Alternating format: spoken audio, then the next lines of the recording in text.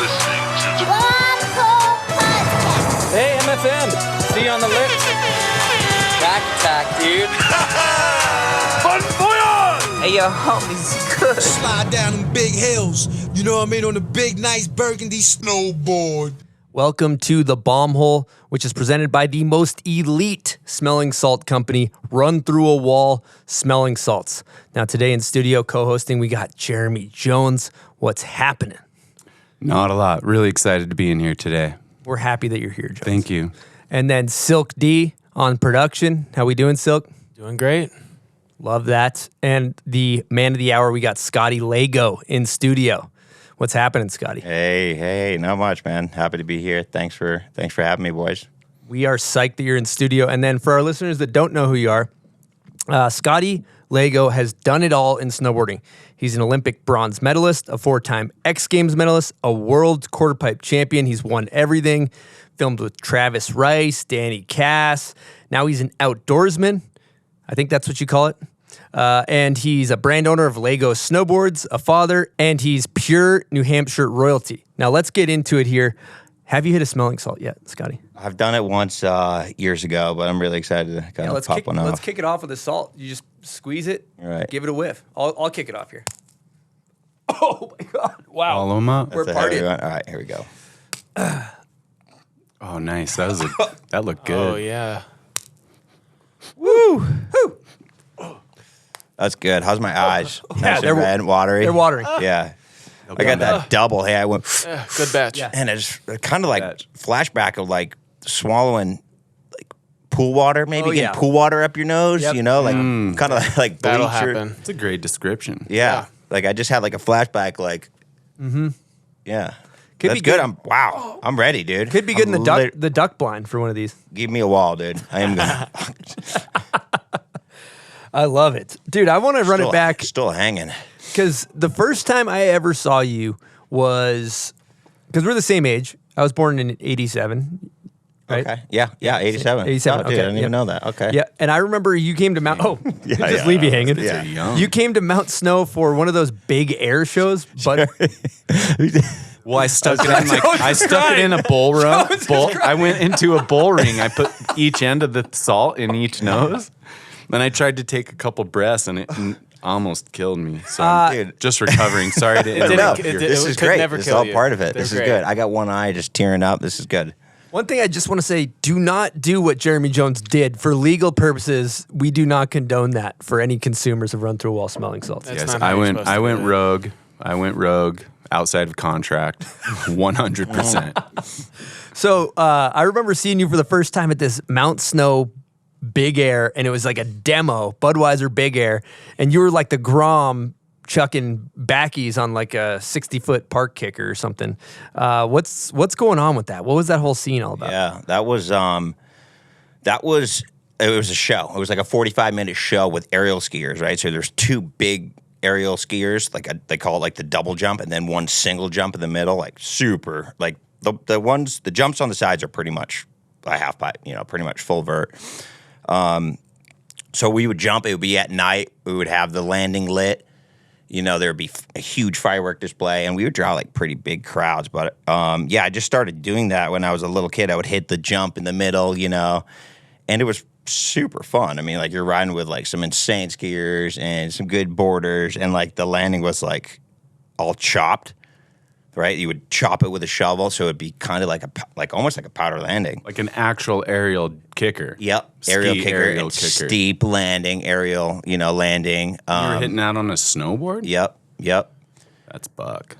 So that was called the Budweiser aerial assault. But after 9/11, we had to switch that name to the Budweiser All-Star Aerial Show. And I did that for a couple years when I was, when I was younger. Yeah, how old are you in that? I don't know, man. Maybe 12, 13, 14. It's all, I have no clue. I don't know. How old were you when I watched? I don't know. I remember we were both Groms. I were the same age, but I was like, damn, he's in the show, Yeah, somewhere in around there. Were you getting cheddar for that? I don't think so. No, I think I was just down to be a part of the show and to jump, and You weren't getting paid for like I your don't think I was getting world's paid, no. first or anything. No, I don't believe so. All right, quick interruption of your programming to talk to you about a couple things. First things first, just went to Red Bull Heavy Metal in Minnesota. It was electric, and we dropped a recap of it on our YouTube channel. Red Bull Weekend Recap. It's on the Bombholes YouTube channel. Be sure to subscribe. It turned out great. We also are doing a full broadcast of the event that will air the 25th on ESPN2.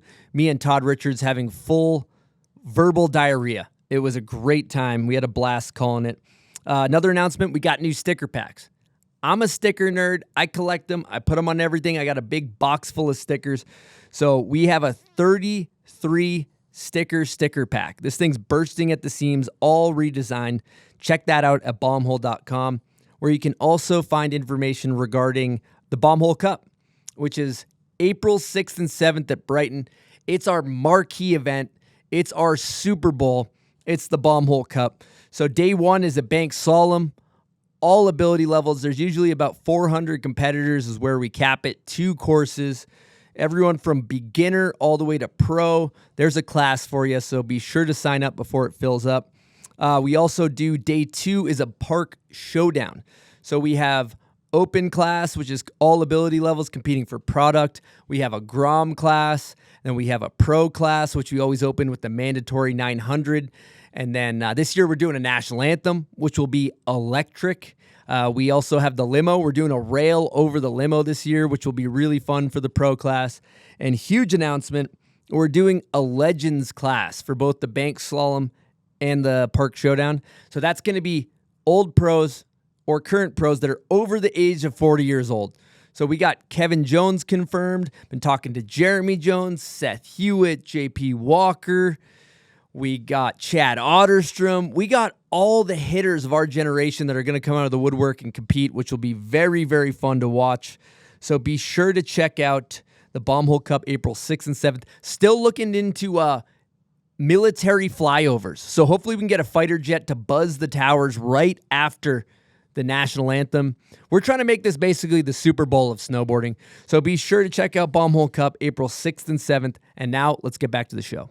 All right, I'm going to change gears here, and we're going to get into a question from Jack Matrani, completely unrelated to what we're talking about. Perfect. Here we go. Dear Scotty Lago, it's your old pal Jack Matrani. Huge fan, man, huge fan. Hey, I was wondering if you might be willing to tell one of my favorite stories of when you pulled up to the bank, and you might have put something in one of the tubes, and then there was cops involved. I don't want to give too much away, but would you be willing to share that story, please? First of all, hi Jack. Thanks for the great question. Do you guys know the story? Did he tell you? I know the story. You do? Oh man, it's just so stupid how like this stupidest small little decision can turn into something so big. So me and my buddies were coming back from like Mohegan Sun or like Foxwoods or one of the, crappy East Coast casinos. Obviously broke, so we were stopping at the bank. And I think we were taking out some money, and I think I had like a case of Rockstars in the back. I was sponsored by Rockstar at the time and had some Rockstars, and like threw their ID in there, to go pull some money on. I was like, put a Rockstar in the tube. We're on like the outside second row back. Figured, there's a cute girl in there, you know what I mean? Stoke her out, give her a Rockstar, to see what see what she might think. So press the button. And then just like it must have carried so much speed and just hit with such power and just exploded all on the inside of the bank, right? Like it just exploded and like covered everyone, right? But so we're sitting there. We kind of like know what happened. We didn't really, we weren't saying anything. We're all just kind of like pretty hungover, just like I think this is not good, And there's no communication with the tellers. Like communication had stopped, We're like, hello, like we're like gonna pull some money out. Not even a thank you for the Rockstar. And finally, so I was in my buddy's truck, and he had a radar detector start, up in the front, and we're sitting there, and we're like, I think we're in some trouble, boys, And then all of a sudden, the radar detector started going off, and I'm like, yep, here come the cops, and then like both like pulled in, and so we had cops on both sides of us, and I'm like, geez, I'm crow. I'm like, well, you know, what are they thinking here? So I got out. Luckily, I knew one of the cops. He was a friend of mine, kind of small town thing. You know, he's like, I got you. We're gonna square this out. You know. So went in there, and he's trying to smooth everything out, and the people in the bank are pissed. So they thought it was legitimately like a terrorist attack. They thought someone was like exploded some sort of like chemical in there and like attacked the bank, right? And here I am just, you know, sending a rock star in. But the guy kind of smoothed it over. I ended up having to pay like a decent amount of money in cleaning fees. But while I'm there, so I'm still out there with the cruisers and stuff like that out in the parking lot. And I see my grandfather pull into the bank. And I'm like, oh my God. I'm like, I can't see him, you know, here. I can't let him see me. You know, I'm here with the cops, you know, so I'm like kind of hiding, turn my back, you know, I see him like eyeballing over. He goes into the bank, takes like some money out or something like that. And then here's this story that like some professional snowboarder like attempted like some sort of terrorist attack on the bank, right? And I had no clue that he knew that. So later on this afternoon, he called me. I never answered. He left me a voicemail. And the voicemail was like, hey, Scotty, it's Papa.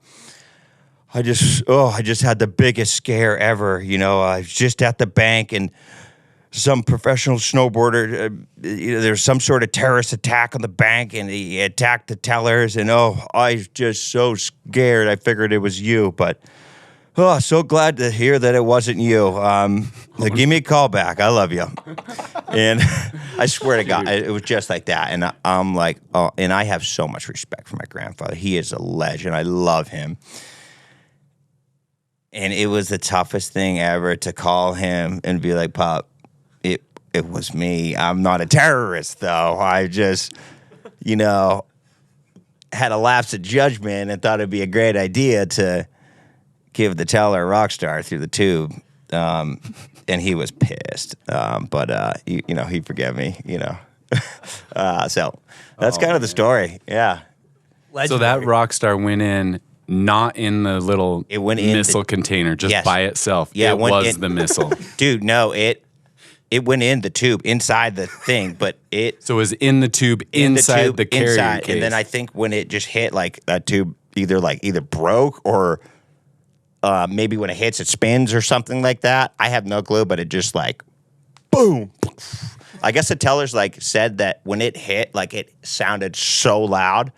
Because, like, apparently it probably just carried so much speed. It was heavy, you know, one of those big mothers, you know, and then just covered them, so. It must have exploded that whole case, and that's probably, you know, that's insane. That's so funny, dude. Yeah, imagine just, she's going to love this. Just dude, such a great idea. I just thought she was thirsty. She looked thirsty. Yeah. Your intentions were good. Yeah, for sure. Like, dude, let's hook her up with a rock star, man. Yeah, such a great idea. That call back to Grandpa, that's a rough one, too. Oh, it was so rough, dude. Yeah. And then you got the thing is like, what any energy drink, like when you see it out in the wild, not in its container, it is like fucking battery acid. You know what I mean? Sure. Like, dude, I tipped over a Red Bull one time, like burned a hole in the table at my welding table. I'm like, dude, it is like, I can actually see where they're coming from with that. That's how I clean my skate bearings, is I soak them in Red Bull overnight. Mm-hmm. Dude, you ever take a piss after drinking an energy drink? You're like, holy, like lime green glowing Minotaur, you know? Like, amazing. Shit. Well, let's talk about your New Hampshire roots. Where are you from? I'm from Seabrook, New Hampshire, right on the coast, right on the Massachusetts border. Born and raised, and I moved one town over, and now reside in Southampton, New Hampshire. Yeah, about like 2 hours away from Loon, but I had a little mountain called, or a hill called Bradford in Haverhill, Mass, that I used to go to, and then I used to ride up in Quebec City, Stoneham, quite a bit. So my mom's from Canada, from Quebec City. So we would go up there during the holidays, and I would do some night riding and stuff up there when I was younger. That's kind of when I like first saw snowboarders. All these boarders were like, I was skiing when I was, 5, 6. Started snowboarding when I was 7, but when I was skiing, I remember seeing all these snowboarders like ripping down, and they're all wearing the same thing. They were all wearing like brown top, brown pants, and they were like ollieing slow signs and like slashing and like doing 180s. And I was like, dude, that looks so fun. So me and my dad were like, we would call them brownies.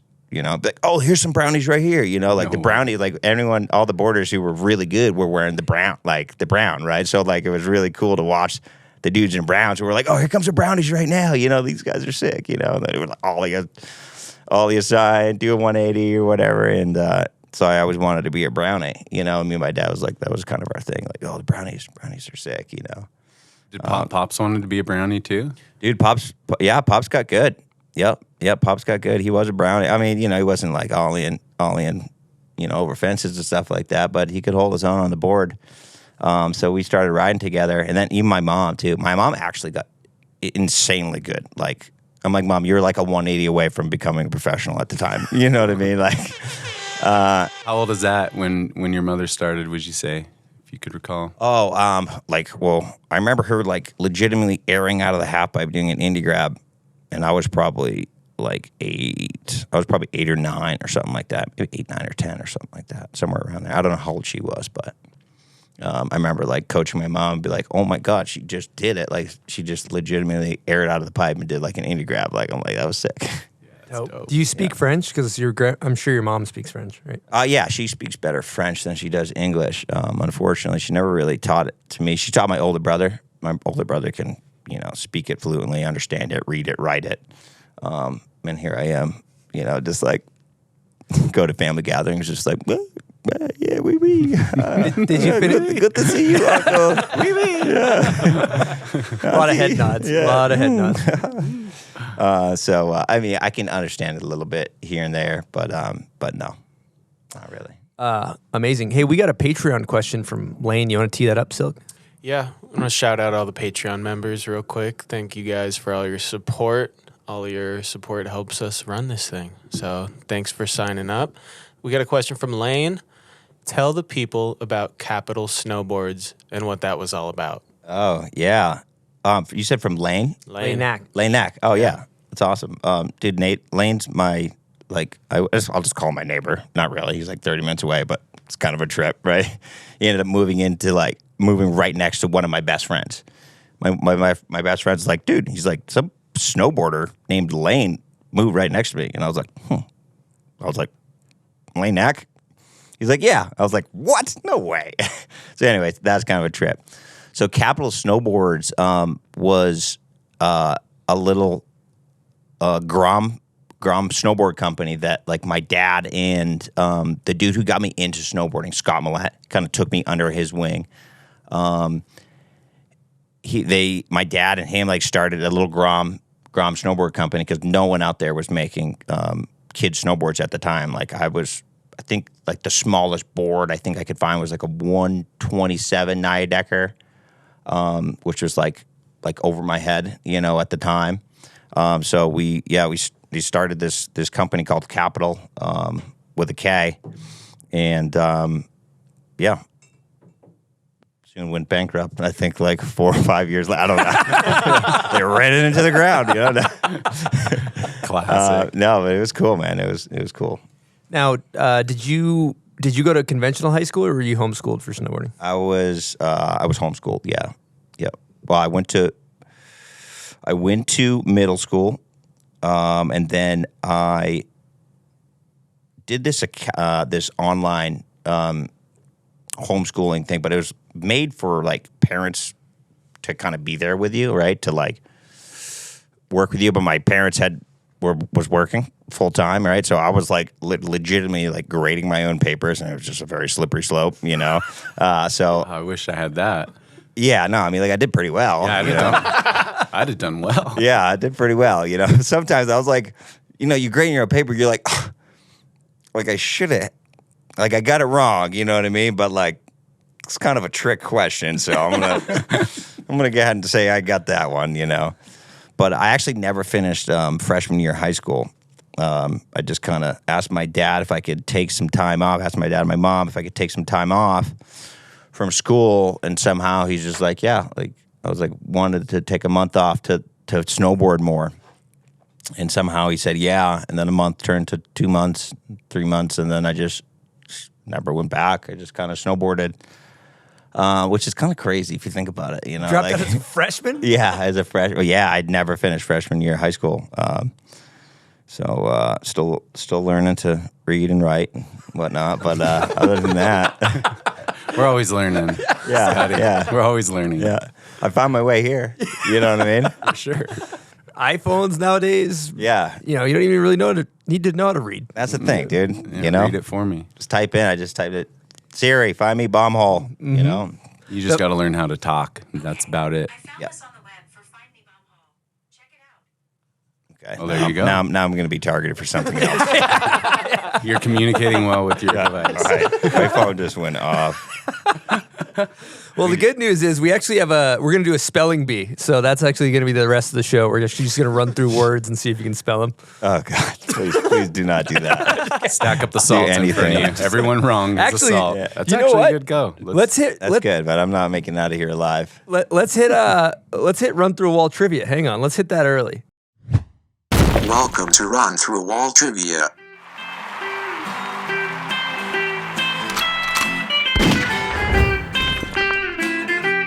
You're fired.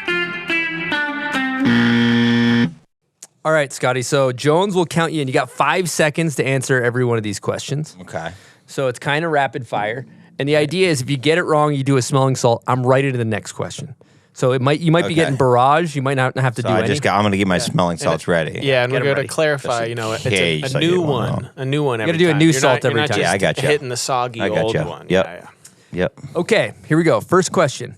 How many species of waterfowl are in North America? Dude, that is insane question. I have no clue. I'm going to go ahead and say 27. There's over 41 species. Pretty close. Okay, what snowboarder won the Junior Jam in the year 2000? 5, 4, 3.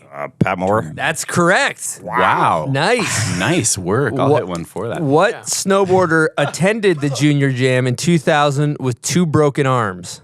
That would be me. 4. That's correct. Yeah. Okay, this is a 4-part answer. When does a doe weigh the most? A, 2 years, B, 4 years, C, 6 years, D, 8 years. 5. I would say, 4, I guess 8 years. 3, 2. That's incorrect. It says 6. 4 years according to my research. Interesting.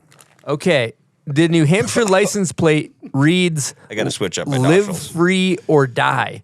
What does the Massachusetts license plate read? 5. Fucking Commonwealth. No, I have no clue. What the hell does it say? It says the spirit of America. Does? Yeah, I actually I don't thought it think said I've ever seen that. I thought it said the Commonwealth, actually. Okay, next question. Spell Massachusetts. Massachutetts. Something like that. No. Mass. Damn. It was good in my book. I thought I got it. I was going good. I always just spell MASS. Okay, I don't have to spell the whole thing out. Mount Washington is a part of what mountain range? Oh, the White Mountains. I mean, my research said Appalachian, Oh, well, yeah. but White Mountains is correct. Yeah. Well, they are the White Mountains. I have a more finite. Yeah, more refined. Yeah, I'll do a refined. salt for that one. Ooh, ooh, ooh. Okay, we're back. All right. At what age can a doe become pregnant? Four answers here. A, 6 months. B, a year. C, 2 years. D, 3 years. It is 6 months. That is correct. Nice. All right. This one's a little tricky. What is the official state bird of New Hampshire? 5, 4, 3, 2. Sparrow. I have no clue. The purple finch. Purple finch. Carpadocus Yes, I knew that. I knew that, dude. I knew that a long time ago. Okay, all that high school dropout knowledge is high school dropout knowledge is paying off right now. He I've learned never seen that a purple finch pre-freshman, before. you know. What does what is? Oh, here we go. Hang on. What glands control the timing of the rut? A, tarsal. B, pineal. C, pituitary. D, both B and C. Well, the timing of the rut is from the time of the sun, but the tarsal gland has something to do with the rut. But I win. Apparently, it's both B and C. Pineal and pituitary. I don't know. But that has nothing to do with the timing of the rut. It's all from the amount of sun in the, because the days get shorter, and it's all based off of that. So the glands might change, but that's from the daylight activity. Okay, I'll do a salt for that because I don't really know anything about these answers. What are you talking about? All right, last question. How fast can a deer run? A, 10 miles an hour, B, 20 miles an hour, C, 30 miles an hour, D, 40 miles an hour. I want to go, 30. It's 40. 40? Wow. Not an electric showing, but a couple wins in there. A couple wins. I mean, it was action-packed, I felt like. Yeah. I mean, look at my smelling salt pile. So dude. let's That's go not back good. to question number 9, though.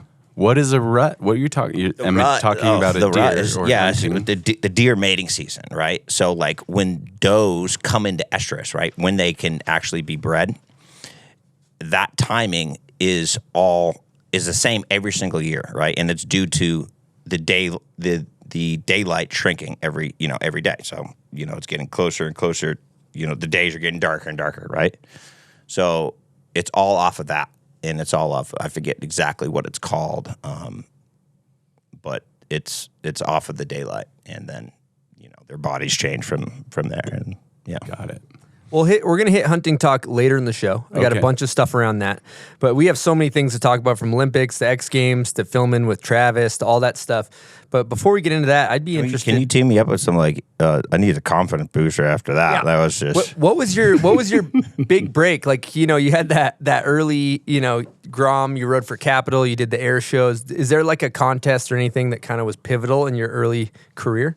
probably the earliest on. I did do it in USSA, so in '99 I won six national titles. I think like slopestyle, half pipe, giant slalom, overall. So maybe that. I don't know. Was that the one that it used to go to New Mexico? What was it? Where was that was national? in Telluride. Telluride. Okay. Telluride. Yep. Telluride, Colorado. So did you do Green Mountain Series? I did. I did. Yeah, Green Mountain Series. Nice. Yep. Who were the dogs you were competing against coming up? So, I mean, it was a mix. So Pat Moore was one of them. I just remember like the Green Mountain Series was like packed with like heavy hitters. Some of like the best riders like Danny Cass, Ross Powers, Kelly Clark, Lane Knack, Chris Hatt. Like pretty much the whole kind of grenade crew came out of there. Shane Pospisil, Alex Sorokin. I mean, dude, I don't even know. Tyler Emond. So many. I mean, the Matronis. I'm missing so many people, but a lot of good riders came out of the Green Mountain Series. Sorokin was insane. Sorokin was so good. Mm-hmm. So good. He's such a chiller, dude, and such a calm human being. And then it even translated to his snowboarding. And he was he was really, really good. Yeah, I remember a little bit later because I don't think you were in it. You had already moved on when I was doing it in high school and stuff. But like, there's like Michael Goldschmidt and like Louis Vito. Yeah, exactly. There was and the Matronis, like you said. It was stacked. Yep. Absolutely. So then you went from USASA, and then when did you start doing like Grand Prix and all that stuff? Oh, I don't know. I started doing them way before I should have been doing them. Probably in like 2001, maybe something like that. 2001, 2002, something. Started like dabbling, trying them. Why would you say it was an early start for you? I mean, isn't that kind of just the experience you want to get? I guess so. Yeah, I would just play. I feel like maybe for the first. Well, I don't know. I actually kind of had a legitimate chance at the first. Was that 2006 Olympics? Maybe. So I wasn't that far off. I think I got a podium on that qualifying. Would you learn tricks in these events? Yeah. Yep. And you rode pipe and slope. I rode pipe and slope, yeah. Yeah, I started, and then I just pretty much, I mean, I did pipe and slope for a while. It wasn't until like the last, I don't know, maybe 4 years probably of my career that, you know, I just focused on half pipe. But I feel like it was me, P2 Peronin, and Shaun were kind of like the last three that were doing both, you know, pipe and slope. And then it kind of just got too hard, you know, just like you really couldn't be great at two of them. At least for me. Shaun did pretty damn good. And he, you know, still like the best boarder in the world, still like ended up choosing one, you know, at the end. So it was just tough, you know. It's just very, very competitive, as you know. I think back on those days, and Jones, you can speak on this too. It's like there was a lot more ATVs. Snowboarding wasn't so specialized. You know, when you think about Danny Cass and yourself, like you, in your career, you were doing half pipe contests and you're doing slope style contests, and then you're filming in the backcountry. You might even hit a handrail. Like it was kind of just, you know, compete at the highest level in all these contests and still ride everything before it became so specialized with like half pipe only, slope style only, you know, backcountry only. Yep. What would you say was that turning point of, I mean, you mentioned the year of when you kind of started just focused pipe only, but was it in the events that you started to feel that doing both was too much of a load, or was it in the like it was pre-events and the practice, just trying to dial it all in? It was in I guess maybe a little bit of both. So like if you're at like a contest like the Dew Tour or X Games, right? Like managing going in between slope style and half pipe wasn't that difficult. It was just kind of keeping up with the progression, maybe. I think that's what it mostly was. I always had a hard time, like in the film space, I always had to break my year into two. I had to like hit the street real focused, and bouncing back and forth was really difficult. Like the disciplines from street to backcountry and jumping, like it was, I had to do one, wrap it up, and then do the other. I never really, so that's kind of why I was asking, just curious where that pressure kind of started to build, where it was just too much. Yeah, I just wanted to be, I would just spread out too thin, you know, and I love slope style, dude. Like I still love to jump. Like I love to jump just as much as I love to ride a good jumping style, fresh, you know, good fresh, perfectly tuned pipe. But I just kind of chose pipe because I think I was probably better at it. You know, yeah. I don't even know. You know, like I love them both. You know what I mean? But I love the jump. So let's run it back and talk ARCA sponsors, because you rode for Capital, and then, you know, was there a gap in between riding for Flow and Capital?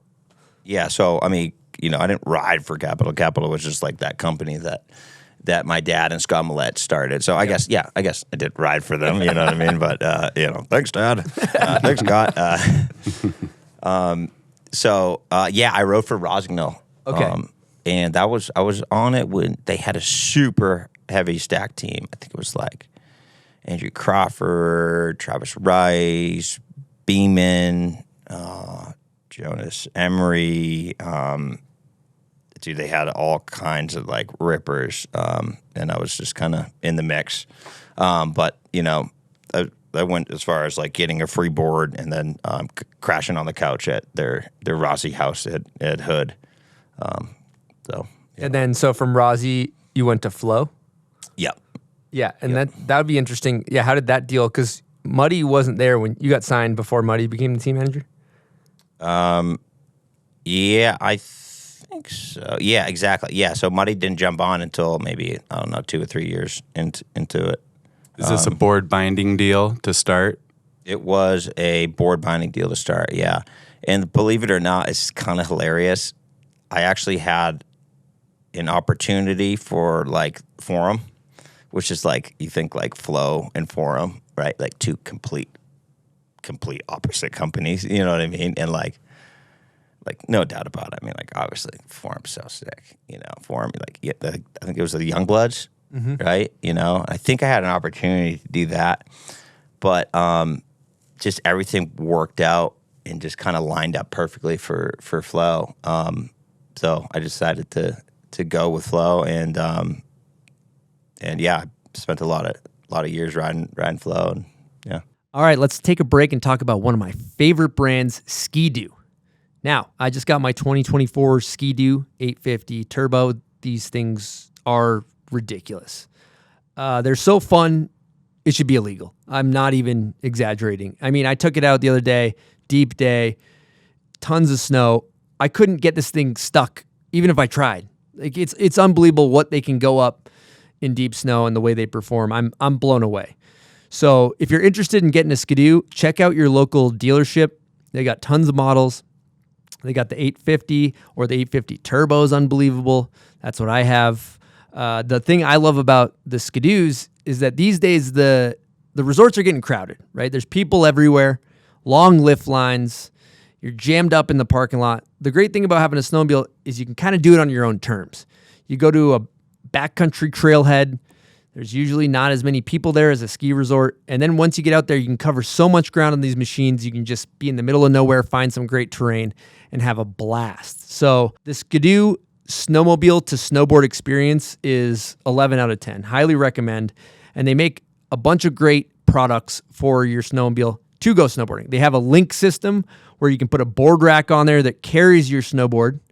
They also have fuel caddies, so you can go deep without running out of gas. And they have all these different cargo attachments, so you can bring everything you need to have a great day up in the mountains.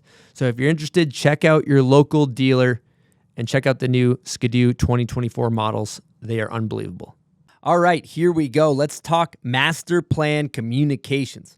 Now, it's a PR agency that will take your brand to the next level. They have worked in snowboarding for a long time. Brands like Cole, 32, Etnies, and many more. My friend Ashton founded it. He rules. He's dedicated to snowboarding. He's just a great human all around. They offer everything from social media strategy to web design to brand design to PR campaigns. They're all about strategic PR programs with measurable results. So if you want to elevate your brand, check out masterplancommunications.com for more info. Again, that's masterplancommunications.com for more info. And let's keep supporting brands that are run by snowboarders. Silk, you got a Patreon question? Yeah, we got a question from Benny Pellegrino talking about float. He asked, how is the transition to flow bindings, and why do you think they have such a bad rep?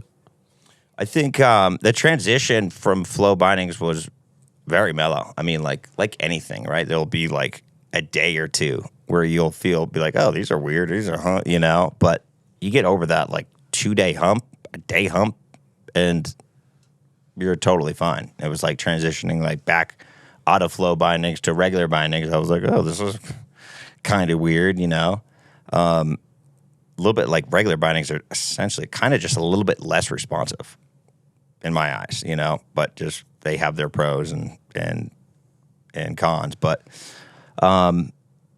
what was the second part of that question? Why do they have a bad rap? Oh, I think they have a bad rap because, when they first started, they were just kind of junk. They came out with two models, and they were just like horrible braking and clunky and heavy, That's part of it. People were like, oh, dude, I tried their bindings, they sucked. And, people have one bad experience and they never, they never go back. And then just their marketing, maybe, their marketing wasn't quite on point. I might need a little more convincing than a 2-day hump to stick myself into some flows. So let's talk a little more about that. Did you ride flow bindings pre-signing the contract? Yeah, I tried them out. I tried them out at Mount Hood. Yeah, yep. So let's just talk through the sequence of sticking that foot in that carport. Like that's what it reminds me of. Like, park them in. Like, were they comfy? Yeah, they were. Yeah, they were comfy. You just kind of had to like get them like perfectly dial, right? Like find your perfect dial, and then like weird little ways of getting in your board, in your bindings compared to regular bindings, like face up the hill, like boom boom. But it really wasn't that big of a difference. It really isn't. The heel cup would kick back, right? Yeah, the heel cup would kick back. Yep, you'd look up the hill, up the mountain, and then throw in your back foot that way. Man. Well, first of all, I feel like you single-handedly really helped make flow cool. Like snowboarders, we're judgmental pricks. Like we're like, you know how it is. Like people are fucking, your pants aren't right. People are like, that's whack. Sure. Bindings that are different, whack. And I was talking to Mason yesterday, and he was saying that those guys would definitely bust your balls about yeah, and no doubt about it. I mean, like I wasn't oblivious to the fact that Flow was, not the coolest brand. I honestly didn't give a shit. I mean, I did, right? I did, but I also was just like, I'm going to literally let my riding speak. You can ride it, you know what I mean? Yeah. Like, and that's just what I did. Yeah, that's dope. But yeah, Mason, dude, all over my ass, dude. He's like, he would like, lift up my snowboard and be like, dude, this thing's heavy, dude. What is this made of? Pure sequoia wood? I can't even lift it. Wood. Would you cut down an ancient sequoia to make this fucking snowboard? Dude, he's so funny. You're the only person I think of when I think of Flow, though. So that company exists because of you in my eyes. So I actually just ran to that. Oh, thank you, I appreciate it. No, I mean I had some great years at Flow, and I had a great time, and there with Auntie Audi and Risto Matila, pretty heavy Scandinavian Risto. team. Yeah. But some good friendships came out of it. I actually literally just ran into the president of Flow, the owner of Flow, this morning. Oh, no way. Randomly, yeah. Sick. And he's like, I'm at the trade show for my Lago snowboards. And he's like, Lago? I turn around, I'm like, wait, what? Oh, what? Anthony was good. So it was good to see him. Amazing, dude. Yeah. I love that. And obviously Andrew Muddy. You guys forged a great Muddy, friendship. dude. Yeah, Muddy's the man. Yeah, how was having Muddy as your team manager? Dude, ultimate. Like having your best friend, just like you and your best friend just ripping around. Super loose and just awesome. Just tearing. He would just like any city we would go through, he would never have directions. He would just be like, no, we'll find it. Like, just tearing through. And I don't know, he's the man. I got a guest question from Andrew Muddy. Let's serve this thing up. Here we go. Hey, what's up, bum hole? Lego. Congrats on the bum hole. It's cool to hear you on here, bro. Anyways, I gotta ask you, man, after all the years of traveling we did together, there was this one trip where I kind of lost you for a night and I found you at the Santiago Police Department. Dude, you gotta fill me in because it's been a while. I forget what that's all about. I forget. That's just one, but I'm scratching my head too. And this new life of yours, man, traveling around being a hunter, would you give it all up? Your whole snowboard career just to be a hunter? I don't know. I know you love them both, so I just wanted to know. Anyways, take it easy. Be a good dad. Ryder's a man. Hope you're doing well. Peace. Yeah. I love Muddy. Peace. I'm not gonna answer the second part of that question. That's just too hard. It's too heavy. It's too deep, buddy. Can't. That's like a hard would you rather. I love you, Muddy, but we're not gonna go into that. But this good story. It's a little bit of a fight story / a fight story. We were in Chile. I think we were maybe shooting a catalog, right, or maybe doing a World Cup there. We were in Santiago. And we were out at this bar, or like this nightclub, and I think it was just me and Muddy, Huggy Bear, Ryan Hughes, photographer, was there, Huggy, and I'm rolling up to the bar to go grab a drink, and I bump into a guy, and obviously, he doesn't speak English, I don't speak Spanish, so I'm just like, oh. I'm sorry, and I keep walking. I walk into the bar, and then, boom, I get hit from behind. He had just pushed me super hard. And I hit the ground, and I'm like, what the fuck was that about? So I get up, and I turn back, and I see this guy coming at me, and, like, it looks like he's going to come in to punch me. So I took the initiative and punched him first. Dude, I leveled this guy. I remember just, like, I hit him, like, I hit him in the teeth and broke his teeth, and his tooth was stuck in my knuckle right here. And then like right after I hit this guy, it was just a giant pig pile on top of me, right? All his homies, just boom. Somehow I did not get stabbed because there was another stabbing in that. Like when I was in the paddy wagon, the only like other American in there was stabbed in his ass when I was in the paddy wagon with him, and his whole leg was completely covered in blood because we both went to the hospital. But anyways, I'm kind of skipping part of that. So I'm at the bottom of this pig pile. You know, people are throwing punches. I'm just kind of, I mean, I can't do anything. I'm just kind of protecting my face at that time, just kind of trying to cover up. And I remember like looking up, and I'm just so pinned down. I remember seeing some guy just looking at me, just smiles and takes his whole beer and just pours it all over my face. And I'm like, you mother, so pissed. And then I just like, you know, I'm trying to get out of there. There's nothing I can really do. I feel like there's like 10 guys on top of me. I just feel his hand like grab me like that, right? And then he just pulls me. I was muddy. Muddy just pulled me out of the pig pile, right?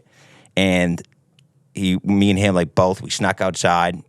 I was missing a shoe. My shirt was all ripped apart, and I was covered in blood from like my hand and from the guy.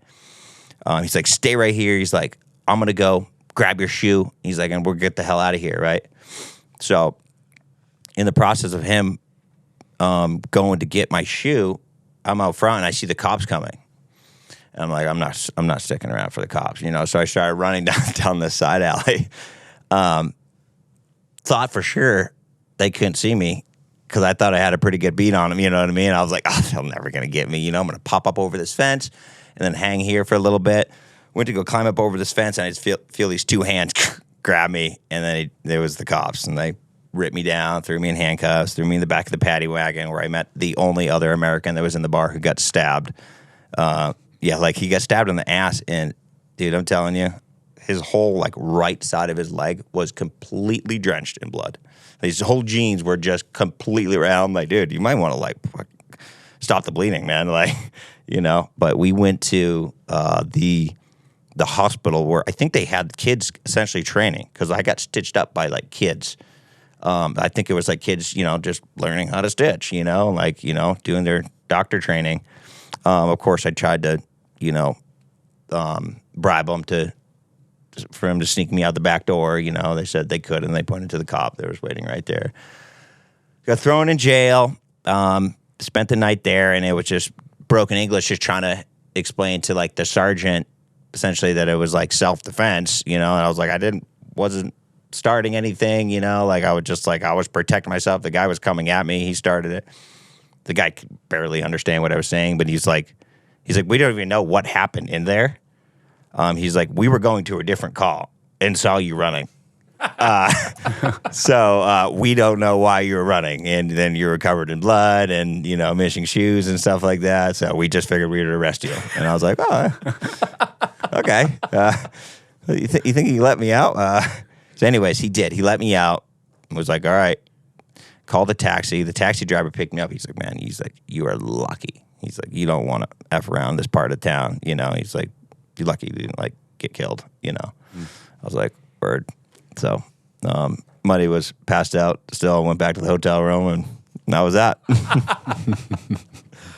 Oh my Lord. What's the liquor in Chile that everybody drinks? The shots? What Pisco is that? or Pisco? Oh yeah. Is that Argentina? Oh, maybe that's Argentina. Okay. Pisco sour. Yeah, what is that? Pisco sour. Is it? Could be. I feel like, yeah, whenever I've gone down that Or is that region, both? I'm Pisco? not sure. I just remember those things get you cross-eyed. Yeah. Yeah, for sure. Pisco sour. No, another pisco sour.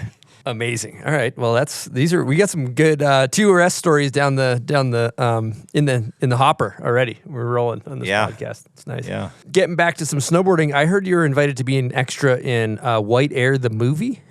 Jack told me that it might be interesting for you to talk about that. Dude, like the worst movie on planet Earth. It's called White Air, and me and Jack are like backgrounds in it. I have one line. I'm like, "Good luck in finals, dude. Good luck in finals, man. You're gonna need it," or something like that. It was produced by this guy named Wolfgang from Germany, I think. But me and Jack just had a blast filming. It was at, I think it was at Sierra. We filmed, and it was like a week long. It was, springtime conditions, super hot, just this insane production, so stupid. But we just, if you guys ever watch, it was actually in Blockbuster for like forever. And like me and Jack's name were like on the back, like we were stars, and we legitimately like had like a passing by scene, like good luck at finals, dude. But if you guys want to watch the worst movie ever, look up White Air. Yeah, it's a must watch tonight. Did Jack do something where he spit food in the director's face or something you mentioned? I don't know if you recall that. Did he? Yeah. I don't know, but I do have a kind of funny story out of that. Pretty embarrassing. So we would film everything, right? Like we would make these edits all the time, French Vision edits and stuff. And this one time we were on the cliffs, like those cliffs going out to Sierra, South Lake, that like windy road. Well, we had like a baseball bat and some golf balls, so we were just like cranking the golf balls off the cliff. And I had to go take a leak. Jack was filming, and Jack zooms in while I'm taking a leak, right? Films me taking a leak, doesn't say anything, right? I have no clue he filmed it, right? So we're going back in our hotel room. We have like a bunch of people over, like a pile of girls over. The hotel room's packed, and we're just watching us fuck around on the TV screen, right? And then all of a sudden, it cuts to my dick, just like full screen. Me, I'm just like shaking my dick, like after I'm done peeing, and I'm just like, oh my god, it was like legitimately the best. The most embarrassing thing ever, and not my best showing of my penis either.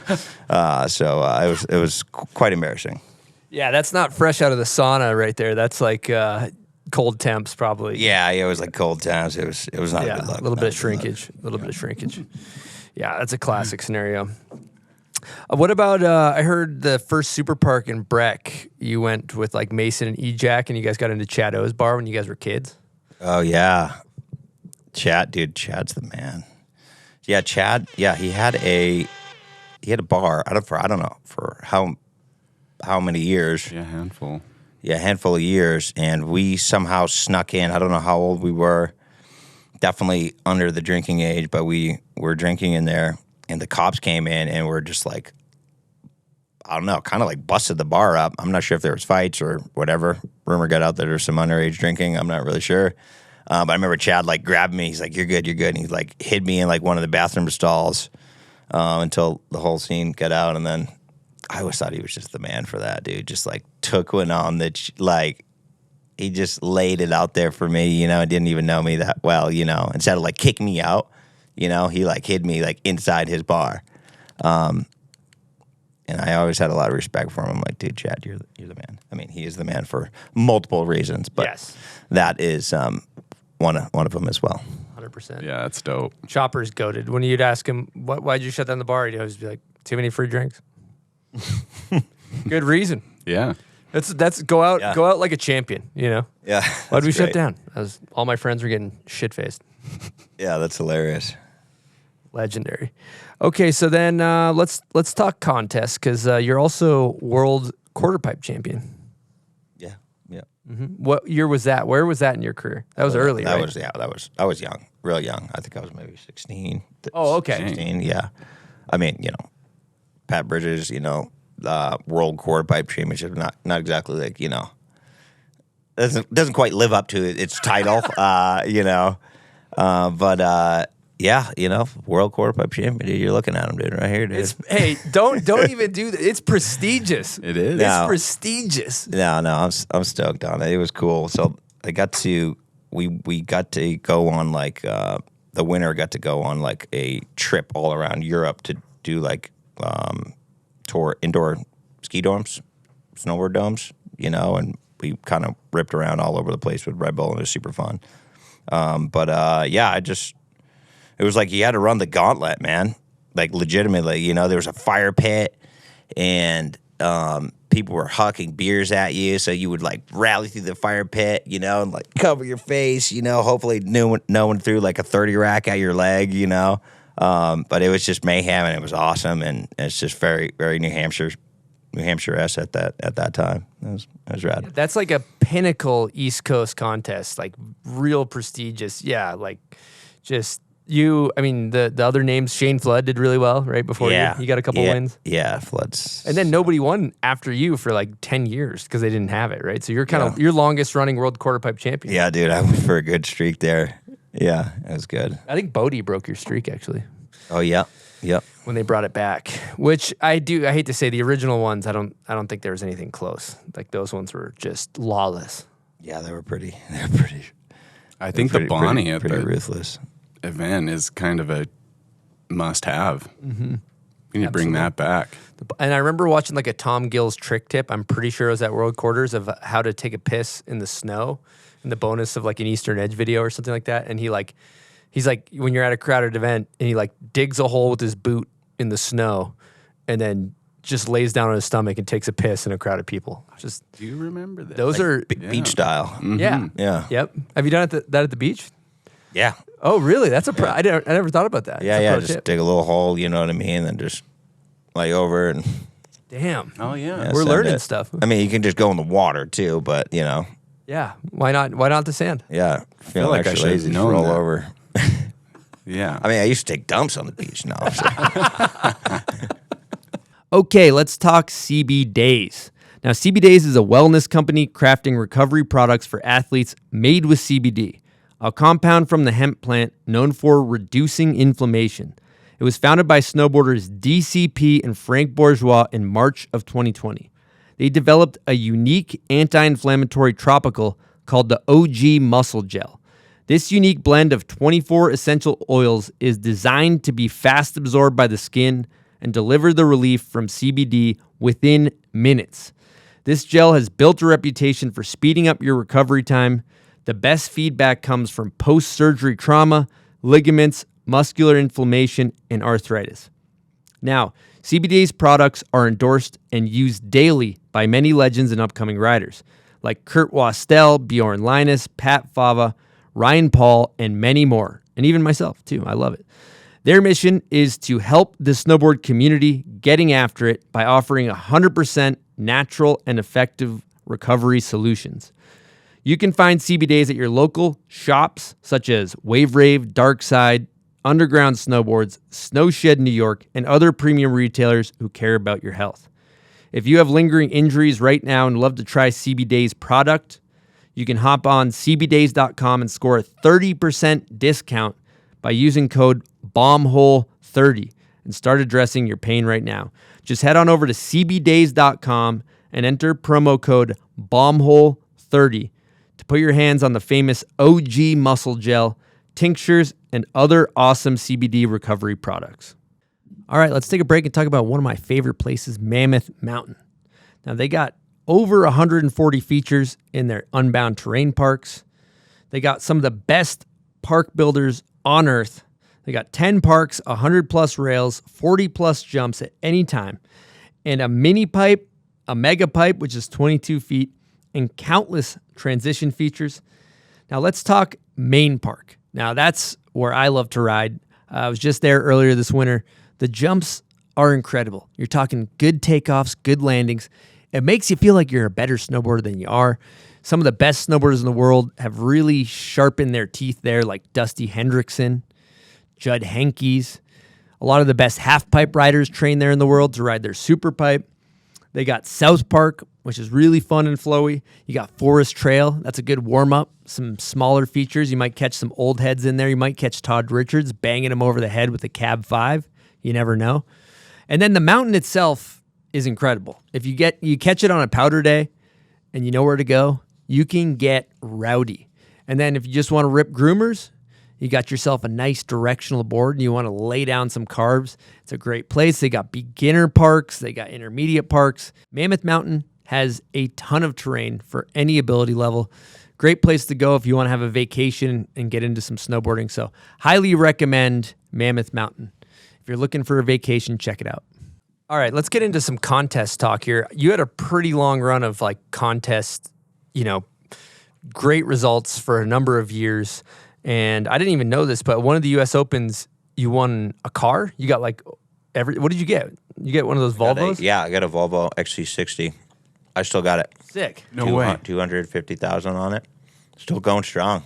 Damn. That's boss. But I think I'm gonna have to put it up for sale. You know, my intention was to run it into the ground, and it's pretty much into the ground. Still going strong, but you know, there's some stuff I need to fix on it. But So you got getting a car? That's insane. I won won that. I won a Harley out at Hood. Abominable Snow Jam? Yep, Abominable Snow Jam. Yep.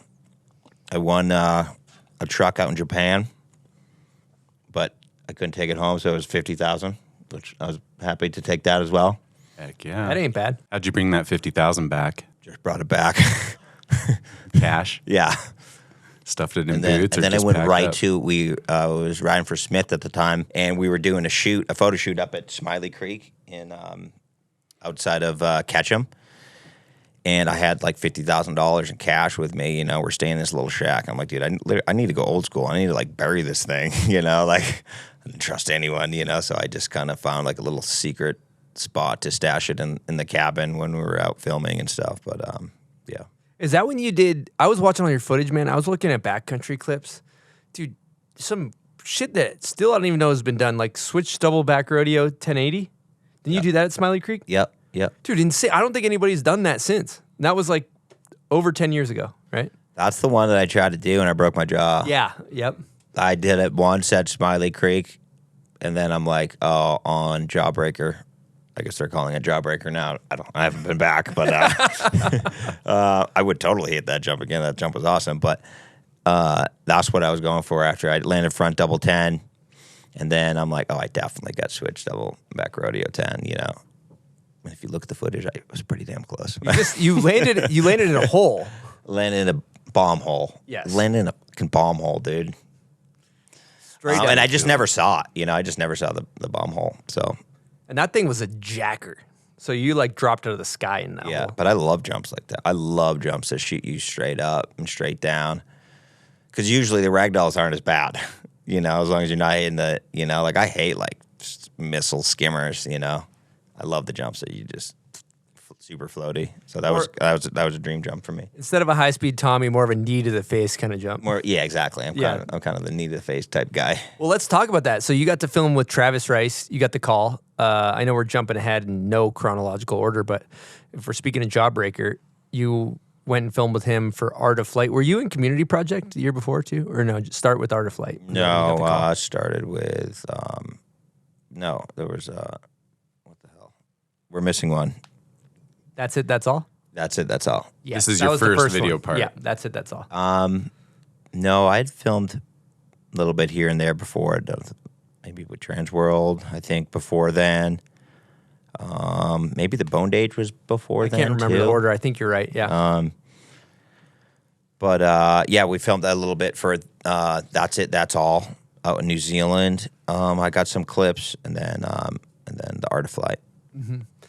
So let's talk about you break your jaw, and then I remember that was a huge moment for your career because then you went to X Games. We got a Patreon question about that. Run up our Patreon members. Yeah, we got a question from John. Says, Scotty, what was it like to win your first X Games gold with your jaw wired shut? Yeah, it was cool, man. I was really excited. I really didn't think I was going to go to X Games. I was supposed to. I mean, I was not supposed to, right? But really, it came down to my jaw wasn't going to heal. So there was no like really healing process. It broke in 2 different spots, and they couldn't do surgery on it. I got it checked out a million different times, and no one would touch it. It's still broken. It's still not, attached here. So when I open my jaw, it just goes off to the side, So I had to like totally mess my bite up. I had to like do a lot of work with my teeth to get everything kind of lined up. It's still not, lined up properly, but it was really cool, man. Going right from there, I had lost a lot of weight because my jaw was wired shut, and the only thing I could get through was just literally through the cracks of my teeth. So it's like anything they would get through. So it was just all liquid. So I'd lost like 15 pounds in like 12 days or something like that. So like when I show up at X Games, people are like, dude, you're looking skinny. And I'm like, I know, dude, I'm trying to eat. But I guess it was good fighting weight, because I ended up doing well, ended up winning. Well, I got a gold in best method, which is like a voting thing, and then I think I got a silver in pipe that year.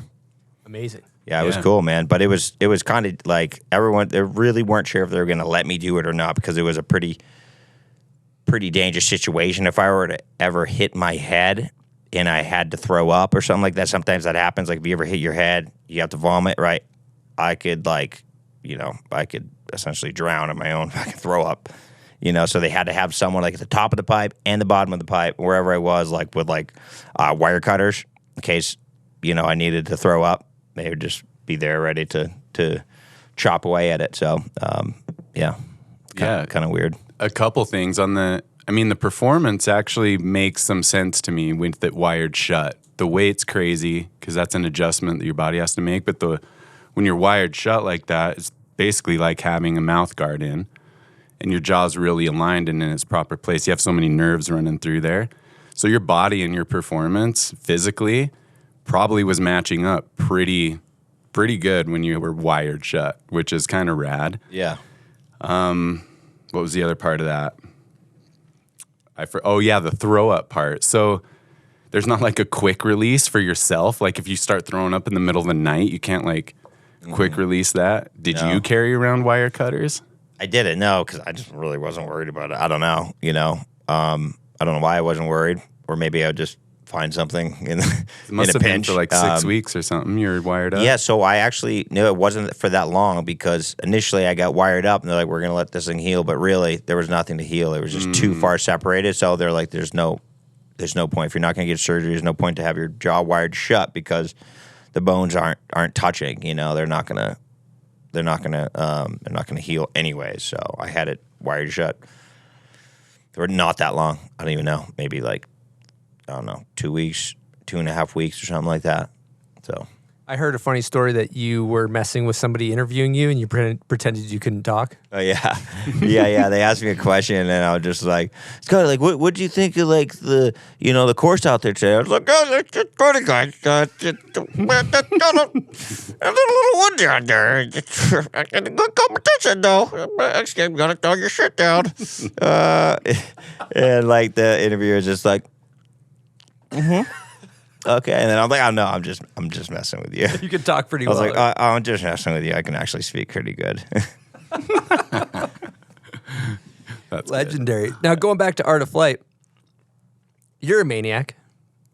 Travis is a certified maniac. Travis is a certified maniac. You guys getting together, building some jackers. What was that like?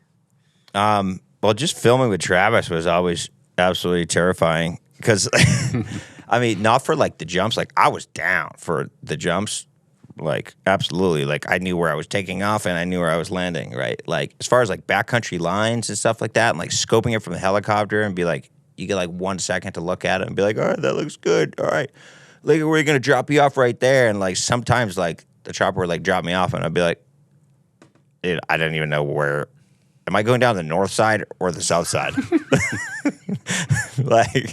I'm already lost. Hey, I'm already lost. Hey, Travis, I'm mid-run right now. I know you guys are filming, but this 15-foot cliff that I thought was it's actually 150 foot. So I kind of made a miscalculation there, so that's my bad. But if you wouldn't mind just kind of long-lining me out of here, I'm kind of in a pickle here. So he just had so much experience in the backcountry. It's I'm from New Hampshire, and it's I don't really, I just didn't get that. I didn't have the vision for that.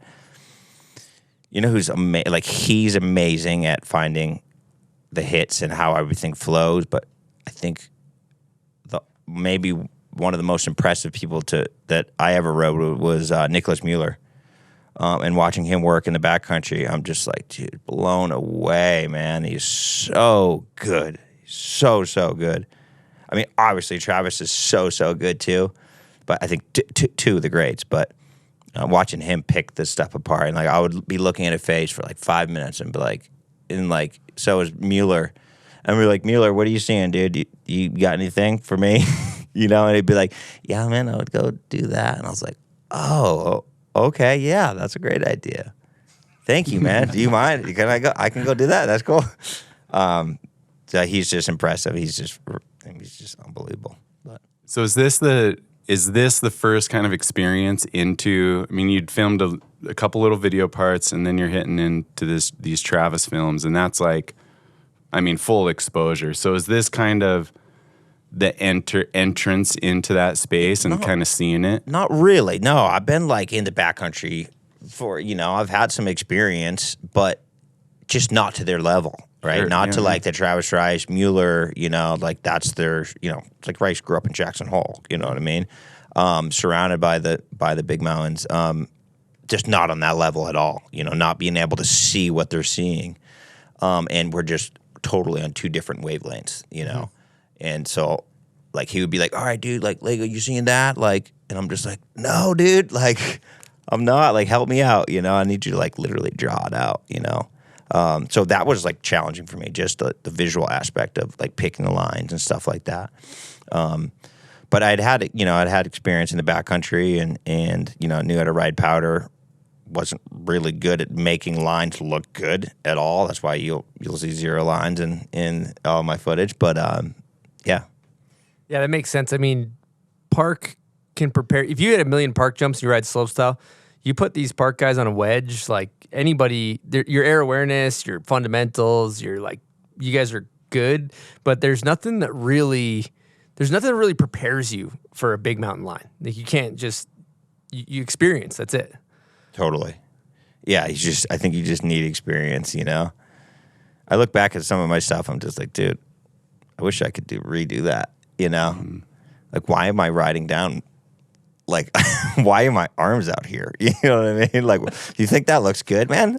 You think that looks good, snowboarding down like this? Well, going back to, we jumped right to the Art of Flight, but, or That's It, That's All, rather. But the Bondage, I'm pretty sure, was before that. And you had Ender. That part was incredible. I think we should just jump into talking about the Bondage. Like, the most notable clip, let's just get right into it. Your Ender, you guys are hitting a huge park jump, and you go double eject method explosion. What happened there? Yeah, we were hitting, it was me and Danny hitting this booter up at Snowmass. Pretty good one. I think it was like, I don't know, maybe 80, somewhere around there. Like a legitimate 80-footer, It had a lot of hang time, super fun jump, awesome jump. And, yeah, got some tricks. I got like front 9, like truck driver off the toes, and maybe back 1, back 5. I'm not sure exactly what else I got, but I just went to go do a method and just crank out a method, and somehow I just started floating over the bars. And like right when I was like pretty much at my apex of the air, and I knew I was screwed. I would just like crank out the method, and I just started dipping.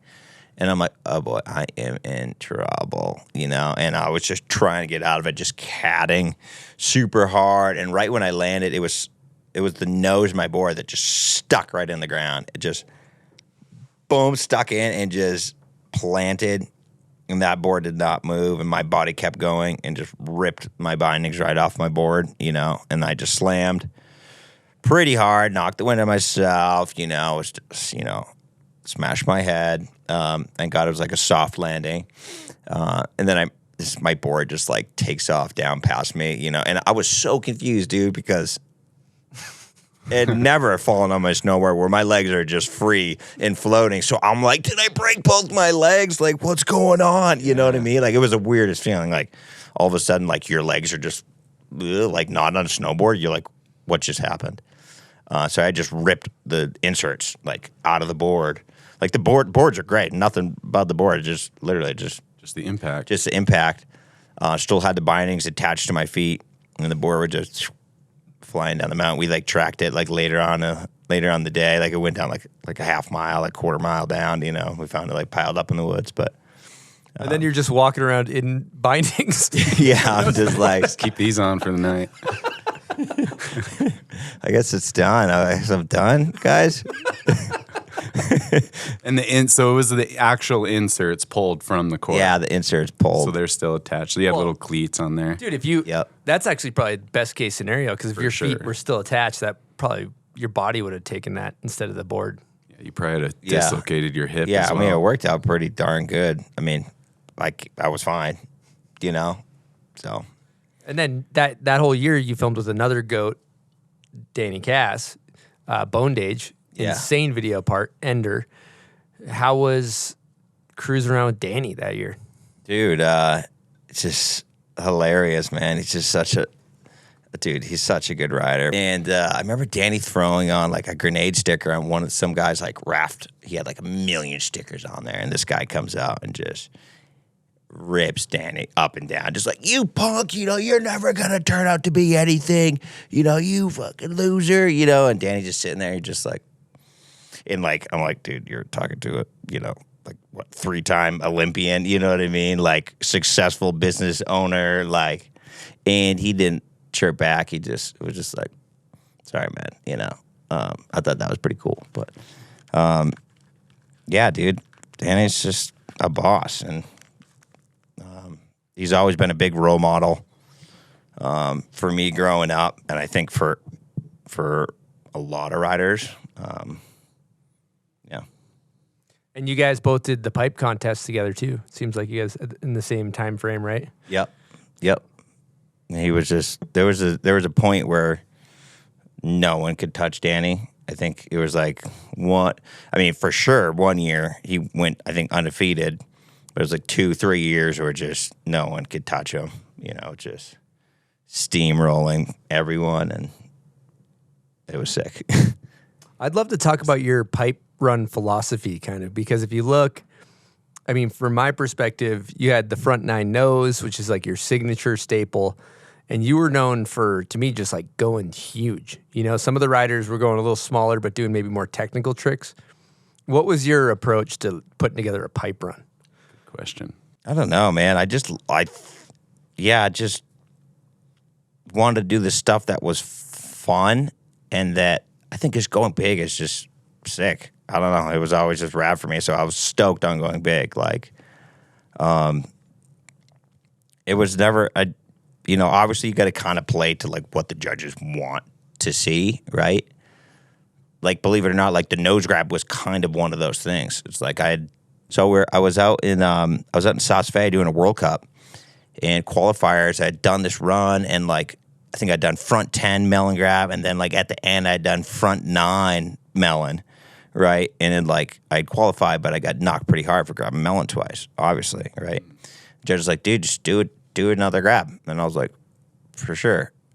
And I was like, well, maybe I'll just try grabbing nose, and then just first time, just boom.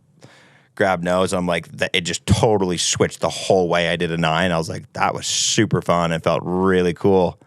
And then ever since that day, and then I did it in finals, and I ended up winning that World Cup. First like one that I like ever won, and I was like, all right, cool. And then I started doing rocket air with it, front 9 rocket air. It just kind of worked out. But I don't know, the philosophy of just go big, be smooth, impress the people on the deck, like the deck of the pipe, and put on a good show for like the people like on the deck. And that's kind of what stoked me up. I like that philosophy. I've never heard that, impress the people on the deck. I think that's a good point. It's close, it's personal. You let them know you're there. I think that's sick. That's a great one. Yeah, I think it's like the most impressive view from pipe, like watching on the side of the deck. Like, I agree. Everyone's like watching on TV until like you're like, everyone's like, dude, I went to the side, the lip of the pipe or whatever. It's like, I was blown away. So like everyone who's watching a pipe contest or pipe session from the side of the pipe, it's a pretty good show. You know what I mean? 100%. And generally they film half pipe contests from the bottom looking up, and you don't see the like east to west drift. It's crazy when people go 20 feet out, but you don't see they're also drifting like 50 feet down the pipe, like yourself, People with good fundamentals carry that down the pipe. Yep. It's amazing. And then talking to Muddy, he was saying, he's like, man, Scotty just loves a crowd. You give him a crowd, he'll go crazy. Yeah, I think so. Like definitely like a big part of it for sure was trying to impress people. You know what I mean? Like I thrived off that, I think a lot of people do. You know what I mean? It's like, yeah, hell yeah. I want to make it look good. I want to stoke you guys out. But I think the biggest driver for me was having the respect of my peers, and I've said this before, and that's the truth. Just like I wanted riders who, you know, I looked up to, who I respected. You too, you know, if you two were to like be like, you know, like, dude, the way you did that was sick, then that was my approval. That's what made me happy, you know, and that's what motivated me a lot, you know, was to do shit that other riders that I respected liked, you know, and that was just, I don't know, it kind of stoked me out. I think it's a pretty keen awareness to have an attention to the crowd.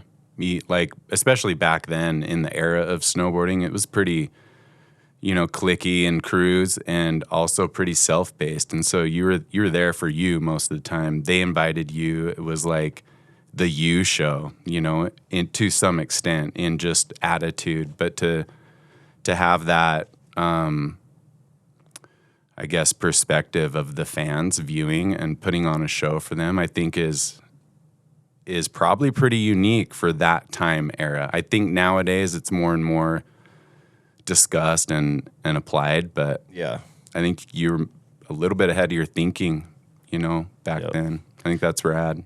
That's cool. That. Yeah, I mean, like, no, I remember, like, specifically, like, especially at the U.S. Open, X Games, like, people on the side of the pipe, like, I would, like, see a crowd and be like, all right, I'm going to fucking blast fucking, like, 20-foot air over these dudes' head. You know what I mean? And, like, you would, like, I mean, sometimes it would be pretty cheesy, but the crowd would love it, dude. Like, you would, like, blast up over, like, crank like an indie and, like, look down at them and be like, ooh, you know? And, like, they would be like, yeah, you know? And you see it so many times, so many photos that, like, people on the side of the deck are just like, yeah. You know, like, every face on the side of the deck, like, it's just like, you know, I don't know. It's just kind of cool. I don't know that feeling. I'll be honest with you. I do not. We don't know that feeling. I wish. You described it great. I think that's an interesting thing to talk about too with contests. Back then, you know, you were from the East Coast, grew up going to U.S. Opens, watching them on the deck. You know, it's electric. The energy is so compacted into one area, and contests used to just have like such an incredible energy, and there's so much more like life behind contests. You had TTR, you had, you know, Dew Tour was a 3-stop series. You had, like, as a contest rider, you could make a legitimate living with X Games, Grand Prix, TTR. There's the Burton Global Series, right? Yeah, Abominable Snow and then Jam. there was X Games, like in France, in you know, in kind of all over. You know, Norway. Was it Norway? Yep. Norway. Yeah. And nowadays you have like basically there's like Locks Open, X Games, kind of Dew Tours, but like nobody gives a shit about the World Cups really. And so I don't know. I feel like you guys were kind of in the glory days of like Friends crew traveling around, beating down contests, back-to-back weekends. Yeah, it was definitely good times, man. That was a movement for sure. Yeah, and you probably made a good living back then, I'd imagine. Yeah, I think we all did pretty good. Do you want to talk about? I don't know what's it like nowadays. Lord knows. I don't know. I've been out of the. You need like 6 other jobs to be a pro. Yeah. In most cases. Yeah. Unless you're like the top. Yeah. Unless you're the top 5%. You do maybe or something like that. You know, then you're styling. But other than that, if you're not like winning or like the best of the best, it's pretty tough, right? I'd call it a war zone. We like to talk about, we call that cheddar bisque on the show, you know, securing the bag, if you will, securing the bag. Yeah. You know, highest contest earning year, if you feel like answering it. Do you know, I'm sure you had some big years. Do you want to talk about earnings at all? No, I mean, I never really did good at contests. I just did a lot of them. Yeah. You know, like I pretty much built a career off like third places. You know, it's like the amount of like seconds and thirds I get. It was also really hard to compete against Shaun. you know, like it's like anytime you're competing against Shaun, you're kind of getting second or third or whatever. But so, I mean, I never really that was never even a motivator for me. It's just like, oh, the contest earnings, you know, was because honestly, the feeling of like winning would be way more joy than would the actual financial, reward would be. And then also when you would fall, it would be absolutely devastating because I don't know why. It would be devastating to me. I would be so bummed. And like you could give a shit about the money, you know. It'd be like it was not about like I just lost out on 30,000. It was like I just blew it, you know. And I know I could have won, you know, and it was right there, and I just blew it, you know. But it had nothing to do with the money. So I never really made a lot of money competing, but I did pretty well with my sponsors. But Absolutely. That makes sense. Well, we should talk about the Olympic year because that's a gnarly year for you guys and your friends and your squad and that whole. Maybe just walk us through that whole chain of events that season. Because that was So for Olympic year we had like five Grand Prix. It's a 4 or 5 Grand Prix, and they took your 2 best results, and they choose a team that year because you know it's just so up and down. Someone could be the best like 1 month, and next month it could be whatever blowing it. But so yeah, I ended up getting 2 seconds and a third. Shaun won. I got seconds behind him in the third place, which locked me in for the team. And I was just like, dude, I was ecstatic. I couldn't believe that it actually made the team. That was just my biggest goal. And I was riding good, you know, at the time, and everything kind of clicked and was just kind of perfect timing. But there was a lot of pressure to like make the team. Everyone was feeling, you know, and that was the year Kevin got his TBI. Kevin Pierce got his traumatic brain injury, and it was pretty gnarly, you know. And I actually still think like, you know, that's, you know, you watch that and it just kind of stays with you, not like PTSD or whatever, but a little bit, you know, just like, you know, you've seen people get hurt and you just like, it's just kind of a mental scar, you know. And Danny got hurt this year too, right? Is this the same season? Yeah, back, right? Danny got hurt. Back. Yep, he a rough year. Yeah, we were at the Mountain Lab, DC Mountain Lab. Danny was on the quad and just hit a closed gate going like 40 miles per hour. Him and Elliot broke his pelvis and broke his like back and all kind. He got really banged up. He's tough, dude. He's had a lot of gnarly injuries. Danny has and is recovered. So is Mark. I mean, so actually, we all have. Yeah. You know what I mean? Like literally. For sure. But you guys saw me walking up with those crutches. But yeah, that was 2010. So that was pretty heavy year for sure. Yeah, I don't know. And then a lot to unpack there to like just break it down in one sitting. But let's just talk about Kevin's injury because I think that's fucking, dude, so gnarly. You guys were like this tight group of friends. You had Danny, you had yourself, you know, the whole Mace. You had this entire friends crew, and you guys were like a unit going to all the contests, making all kinds of videos. You guys had a brand, and then KP's winning, he's crushing, and then just gets destroyed. I mean, I can't imagine the effect that had on your guys' squad. Yeah, man. He was riding super good and just he was working on cab double 10, I think. Working on cab double 10. I remember I was at the bottom of the pipe and I had just caught it out of the corner of my eye. Went cab double 10, like over rotated, landed kind of in the flats and caught his toe side edge. And it was like the perfect storm of falls. It was just so much momentum and the way he caught. It was just, you know, didn't get his hands down, you know, just whip. And I remember like catching it and like instantly I knew, I didn't know it was Kevin. Instantly I knew, I was like, that person is just died or we need a helicopter, you know, I was like right away.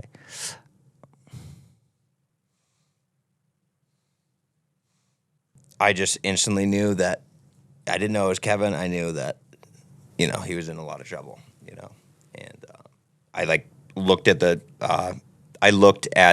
ski patroller and I was like, you need to get a helicopter here, you know. And I found out it was Kevin and we ran up there and he was in really bad shape. Sorry. It was a gnarly injury and life-changing. And your crew at this time is kind of the friends crew I'm referring to. That it's kind of there. You guys are all kind of shining. Like it's kind of prime time friends crew at this phase in life, right?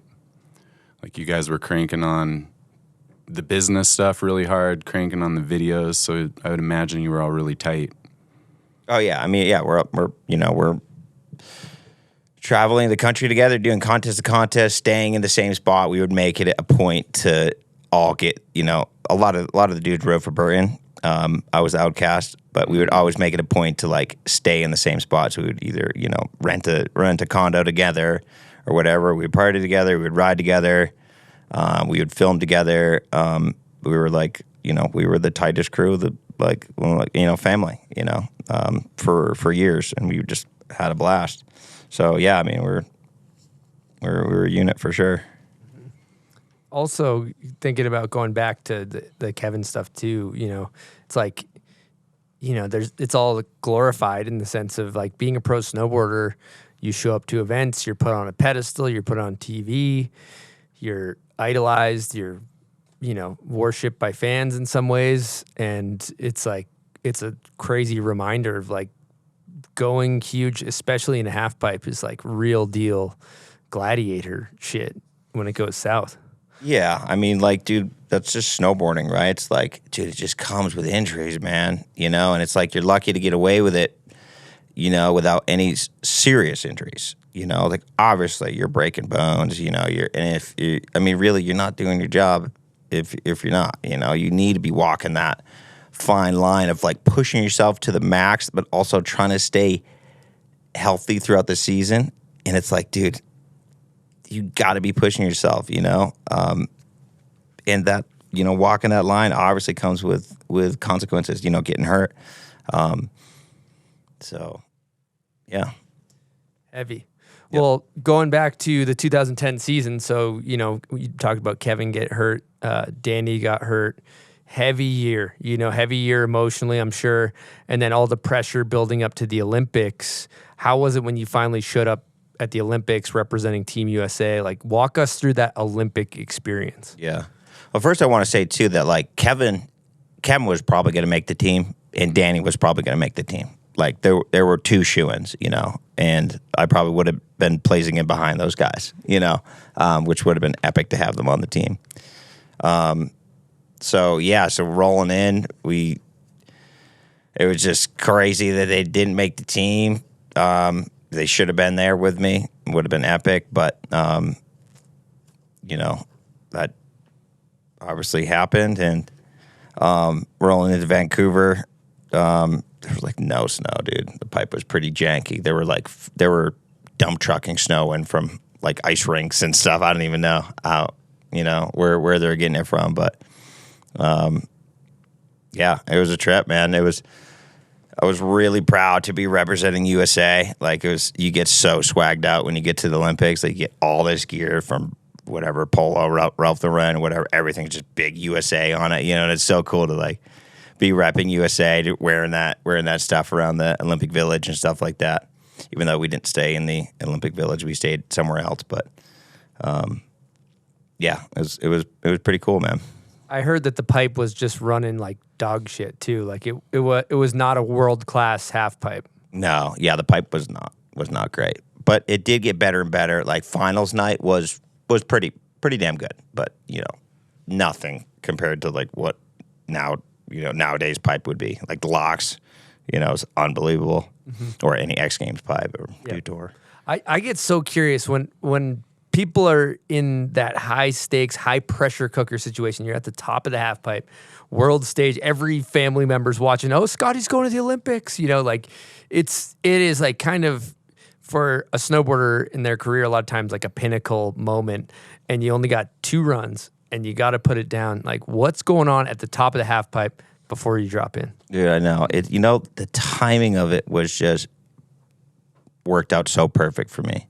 I'd never landed that. The one that I landed that I got my medal on, I had never connected that run ever before.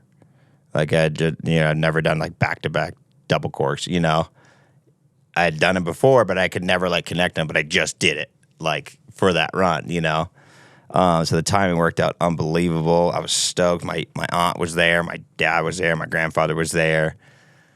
got the full Olympic. Well, not the full Olympic experience. But, I got pretty, a decent. I got a decent Olympic experience. But it was so cool coming back home, man. Olympics were so much bigger than I ever thought they would be. They're so much bigger. Like I knew they were big. Obviously, it's Olympics. It's really cool, but getting a medal in the Olympics, man, was a changer for me for sure. And it was really cool. Like the coolest thing for me was coming back, kind of like being a hometown hero. And it was rad. Like going back home, seeing all the signs on the highways. Going through all the towns. Like congratulations, Scott. Like every business in the surrounding towns around me had like congratulations, Scotty, and it was really cool. And I felt really, really proud to be representing the U.S. and it was a trip. I don't know. Killer. Well, that was a long time ago. Let's like 14. 14 years ago. I think it would be great to talk about what transpired. I think the night after you got your medal. I'm guessing. Yeah. Yep. Yeah. It was. Yes. It was the night after I got my medal. Yeah. So I had been sober. I had been, riding pretty hard. Fully focused on snowboarding. So after I got the medal, it's just the deal was done. I'd done the work. We'd got it done, and I went out. We were out partying. I think it was at some rebel party. And I had the medal because that's just what you do. You just bring the medal around everywhere, And some chick wanted to take a photo with us. I'm like, yeah, for sure, And then she's like, let me get a photo of like, essentially, so like it looks like she's sucking my dick, But like, she wanted to like hold it, bite it down like by my crotch, and someone grabbed a photo of it. Didn't think anything of it. Just another, whatever, some debauchery, late night debauchery, whatever, And wake up in the morning, like walking back to my hotel room. My agent calls me, and Cersei Wallace, and she's like, Scotty, she's like, you are in some trouble. Oh no. And I'm like, I remember thinking in my head, I'm like, no, I'm not. I don't care. What are you talking about? Like, nothing can get me down. You know what I mean? Like, nothing can get me down. All good. And she's like, photo leaked, you and a girl last night. And I'm like thinking in my head, I'm like, what photo is she talking about? You know what I mean? Like, and when I saw the photo, I'm like, oh, what? That's it? This is it? All right. Well, that's not that big of a deal. She's like, well, the USOC has already booked you your flight home. And they want you out of here. I was like, well, they can suck my dick. No. Suck my medal. Yeah, they can suck my fucking medal. No, they can suck my medal. And I could have fought. I could have stayed. I had like every right. Like it would have been like a little like mini hearing, right? Crazy. Yeah, but we thought it was best to maybe just kind of get out of the spotlight and head home. So I never really got to get the full Olympic experience. I would have loved to like just get silly in the Olympic Village and go watch other events and go to closing ceremonies. Never got to do that. But when I got back home, it was all good. Jimmy Kimmel threw me a closing ceremony. Yeah, let's talk about that. Sick. Yeah, tell that story too. Yeah, it's cool. I mean, he wanted me to be on the show, and he kind of had my back. I mean, he had my back. He's like, it's like the least scandalous scandal in the world, So he had me on his show, and this super cool dude. I never talked to him before the show or after the show. It was just on the show, and he was just super good at controlling the situation, like any tiny little slip up I would be starting to make, he would jump in there and like kind of cover me. He's a pro. But it was really cool. He's like, since you didn't get to experience, closing ceremonies, he's like, I've gathered everyone off of Hollywood Boulevard to come in here and throw you a closing ceremony. So there was like Spider-Man, SpongeBob rolling through, Wonder Woman, just like a homeless guy, just whatever. Just I don't know, a closing ceremony from Jimmy Kimmel. It was cool. That's tight. That's a one-off right there. That's better than all the other Olympians got, the same thing. You got to go on Jimmy Kimmel, dude. Same thing, dude. They all just got to watch the same thing. Yeah, you got private. Kind of whack. God. Dr. Phil wanted me on his show. He was trying real hard, and I'm like, dude, I'm not going to go on the Dr. Phil show. You iced Dr. Phil? I iced Dr. Phil. Dude, that's what's up. You need a shirt. I iced Dr. Phil. Yeah. Insane. Money. He just starts picking your brain. Yeah, like, what were you thinking? Yeah, that's fucking awesome, dude. I love that. You know, and speaking of podiums, I actually saw you're back on the podium last year. Big podium. Homesick. Oh, yeah. Yeah, homesick, man. I was like, yeah, no way, huh? What did I do? Homesick. Yeah, back in the, coming out of retirement, back in the half pipe. I'm going back again this year. Yeah, the event looks amazing. Yeah, it's super fun. Sounds like you're not in retirement. Yeah, it sounds like you're still 2 getting years podiums. running, podiums. Did Jimmy Kimmel call you after homesick when you won? Yeah, he wanted to bring me back on, but I iced him as well. I'm like, dude, I'm just done. Just leave me alone. I know it's been 15 years, but let's do this. Right, yeah. Okay, what about one thing I wanted to talk about? Speaking of contests, there was a moment when I was doing my research. X Games, third run, you and Shaun are duking it out. Switch drop in. I think you were dropping into cab 10 double, maybe? Yeah. Things went a little south. Walk us through that one. Yeah, dude. Yeah, was it 3? It was 3 runs. Yeah, I don't know what I was sitting in. Was I sitting in second? I think you were in second. Yeah, I was in second. I was dropping in doing cab double 10. So obviously dropping in switch, and I fell dropping in. Like, just live, ESPN, X Games, your moment, run number 3. Your moment. You know, this is it, dude. Like, you can do it. And I fall dropping in, like the easiest thing on planet Earth. And like, I remember I'm just like, what just happened? I'm down in the flats right now. Like, I've fallen. I'm on the snow. Like, what the hell just happened? So I unstrapped, and I'm like, maybe there's a chance that they'll let me do it again. I don't know, because I didn't hit anything really, you know. And they almost did, but they were live on TV, so that was it. That was my third run. Damn, that might have been the time the flow bindings really came in clutch. Yeah, I was where like, you could boom, just boom, you're in, boom, you're boom. good to go. Yeah, I was running up the hill, That you could have been know. a Cinderella story. Totally. For sure. I got to Bad argue, though, campaign. the switch drop into a pipe. I mean, was it an 18-foot at that point, or are we 20 foot? No, it was 22.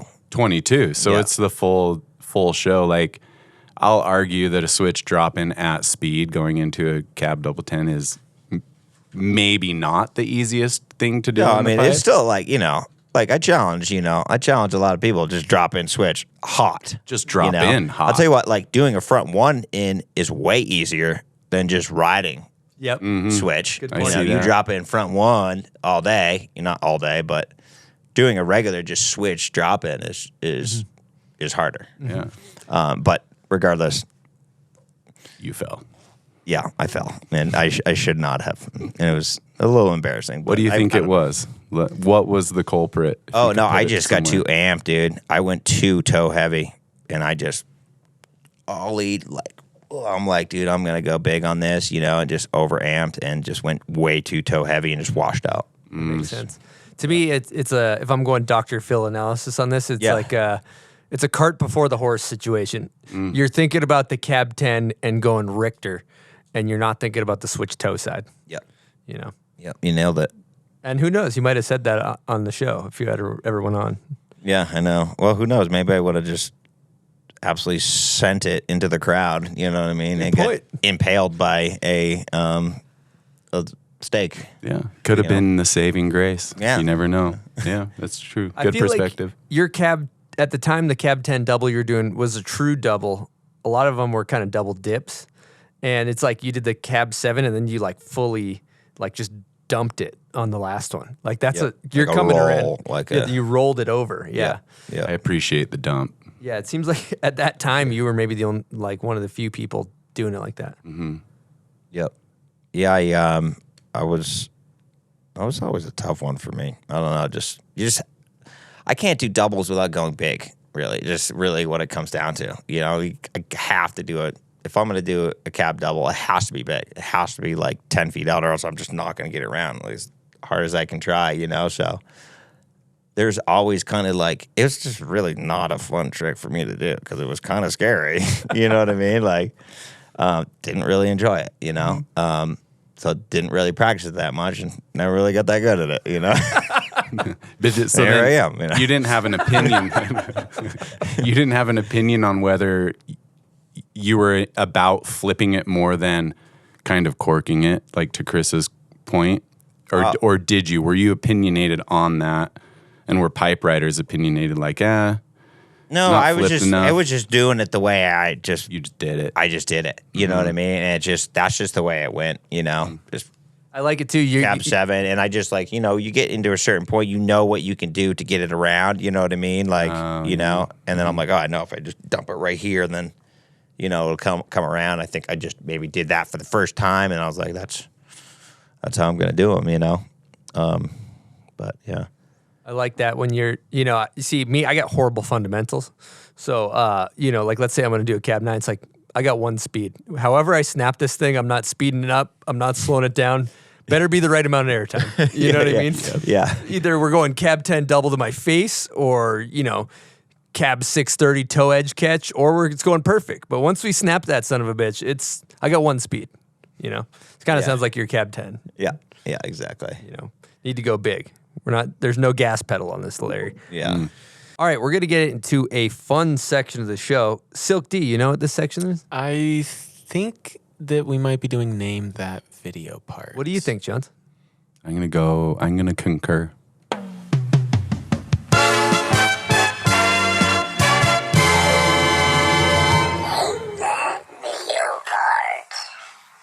Name That Video part is presented by Woodward Park City, which we love here at the Bomb Hole. We're regulars over there.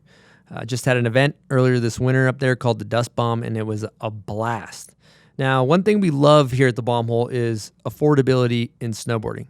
And you can get a lift ticket for $40 and go snowboarding, which is unheard of in this day and age. And their monthly membership is cheaper than most day passes at other ski resorts. So definitely check out Woodward Park City if you're looking for a nice, convenient snowboarding experience. You know, you jam up the canyon. It's 15, 20 minutes from Salt Lake. There's usually no lift lines. It's easy. It's fun. They got beginner features if you're just learning. You want to hit your first box. They got a bunny slope if you want to learn how to ride. And then they got everything from a super pipe all the way up to some jackers of some kickers. You know, if you want to let the big dog eat, Woodward Park City is a great place to do it. So check it out. And then you can learn tricks into the foam pit inside. Cont'd did this the other day. He learned switchback rodeos on a rollerboard and then inside into the foam pit and then strapped on his snowboard, went outside, did a switchback rodeo on the jump. So they're all about progression at Woodward Park City. And if you want to learn some new tricks, check it out. All right, Scotty, what's your confidence level 0 through 10 on Name That Video part? Dude, honestly, I haven't watched a snowboard video in like 10 years.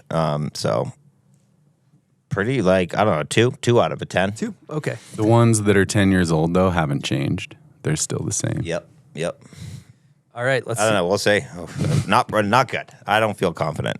Should we do a smelling salt to take a little hair off the dog for this? Yeah, let's do that. I think it's probably smelling salt. All right. That one was pretty smooth, actually. Good batch. Yeah. Smooth aroma. Okay, Premium. here we go.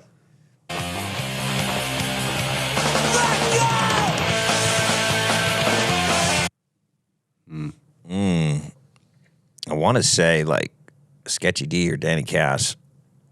Danny Cass. And Smell the Glove? I think so. Revenge of the Grenards? I actually forget which video it is. I was Danny. I think maybe Full Metal Edges. Oh, Full Metal Edges? I think Yeah, I think that is. Sorry, yeah, that's Full Metal Edge. I think. Yeah, that part's insane. He dropped. Yeah, starts with the pipe run. Yeah, all right. I'm gonna count that. You got Danny Cass grenade video. Yeah, if Chris doesn't know it, he can't. It doesn't matter. You got it. Yeah, wait, what? You don't know? No, I think it's Full Metal Edges. I pulled the Danny Cass part this morning. I'm like, I bet he'll know the old Danny part, and I blanked on remember, but I think it's Full Metal Edges. Yeah. So we have to give it to you. So yeah. can't Oh, no way. Yeah, Oh, so I you- get a you gift? won. This is Yeah, great. This is your reward for getting Yeah, dude. it right. Beautiful. All kinds of swag in here. Yeah, you got some dude. bomb hole gear in there. That's good. If great. you want to go to the beach and take a piss in the sand, you can bring that. It's kind of like a beach bag. It's a Yeti carry-all. You can poop too and take that home with you. Yeah, you can also take a shit in that bag and bring it Dump with right you. in there. Yeah, I would contain that very well.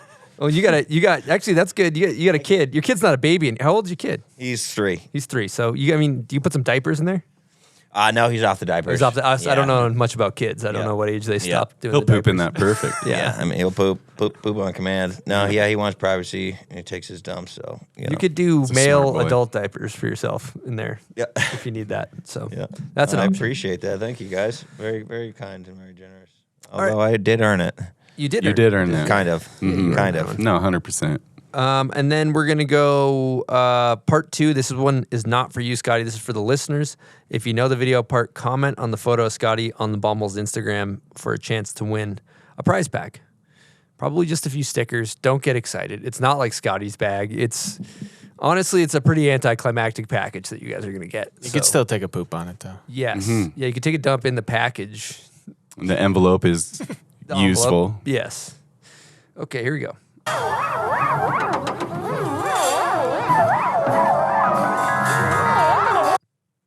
Okay, thank you guys for playing. Name that video part.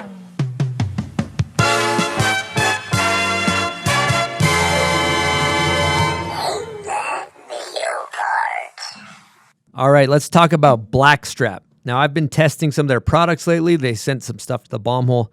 And let me tell you, they make some high-performance base layers, beanies, balaclavas, and more. Recently tried out the Blackstrap Summit base layers on a full day hiking around the backcountry. We were getting sweaty, it was cold, and I was really impressed. They're breathable, they're stretchy, they're quick drying.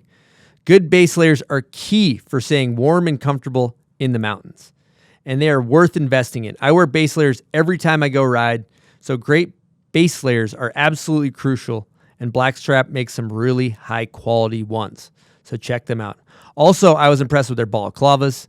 As you know, I wear a helmet these days, new to that game, and I love the fit under the helmet. So if you're looking for a great under the helmet balaclava, be sure to check out bsbrand.com, and you can use promo code BOMBHOLE for 20% off your order. Again, that's bsbrand.com, promo code BOMBHOLE, 20% off your order. They also recently came on board to support Bombhole Cup, as well as our Woodward Dust Bomb Ride Day. So support brands that support snowboarding and check out bsbrand.com and use promo code BOMBHOLE for 20% off your order and get yourself looking fresh out there on the hill. All right, let's talk hydration. Let's talk Element.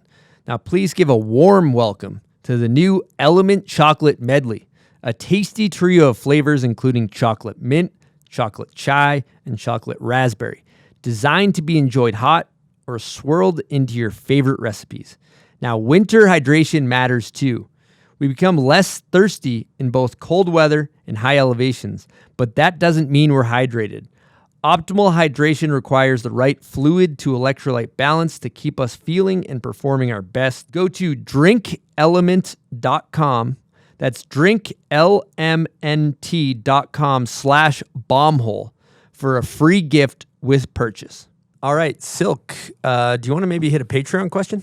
Yeah, we got one from Keen Meeks. They're asking, what inspired you to start your own board company?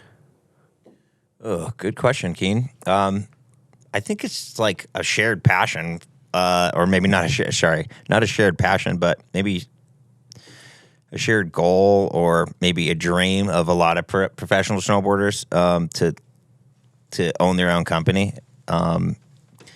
I just thought it would always be really cool to just own the company of the board that were strapped to my feet.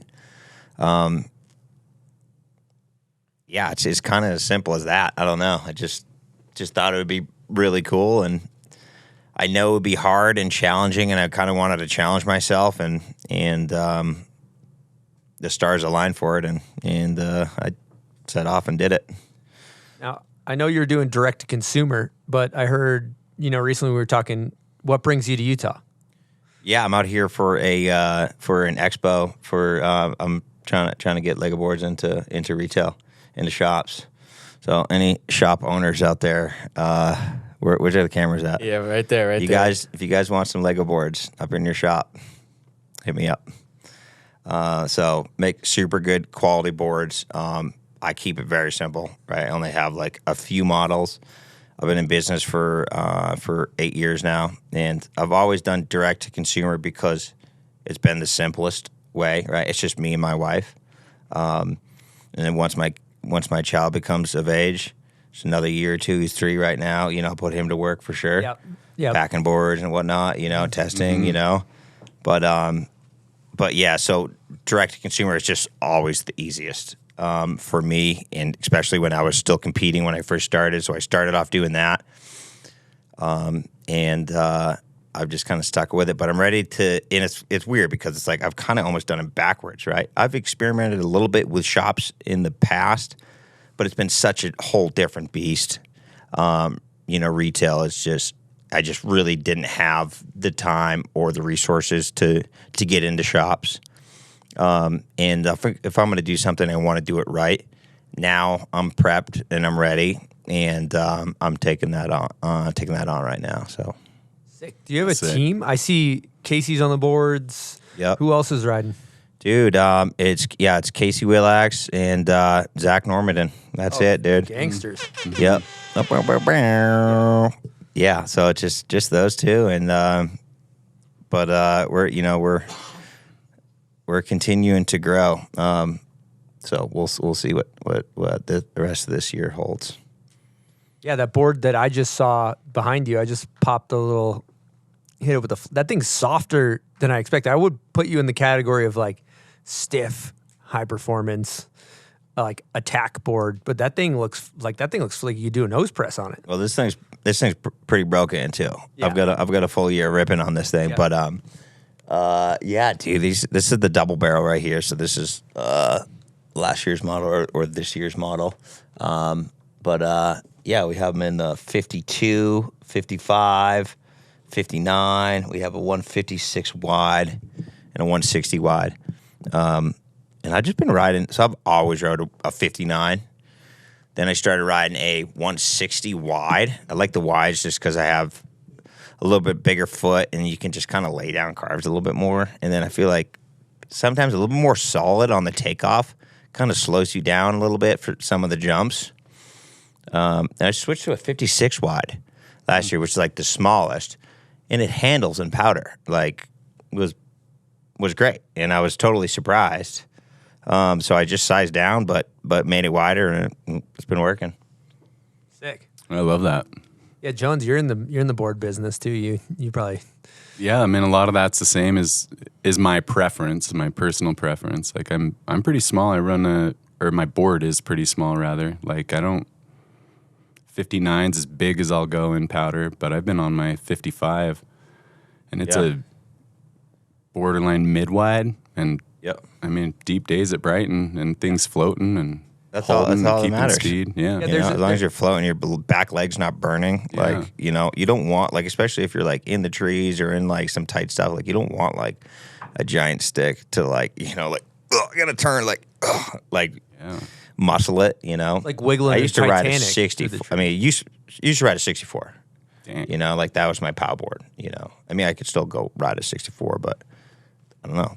The 56 Y just kind of does it, you know. A 64 is great for Alaska or for a cheese wedge where you're going dead straight, hauling ass. You need stability, you need to land, but you're not wiggling through trees. Like I see this trend in snowboarding happening right now. It's like volume shifting is what they call it, as Jay Stone was mentioning. It's like you look at Travis's board, you look at a lot of these boards, and people are going like narrower and wider. And if you think about it, it's like your footprint, you know, on the snow, if you're thinking about like a snowshoe type of situation, right? Like as long as you have a lot of surface area on the snow, you're gonna float. And so whether it's east to west or north to south. But. Yeah, exactly. I mean, but like going wider, obviously you do slow down the like responsiveness of your turns, you know, but I mean, you know, it's one of those things you take another day to get used to it, and you know, right there.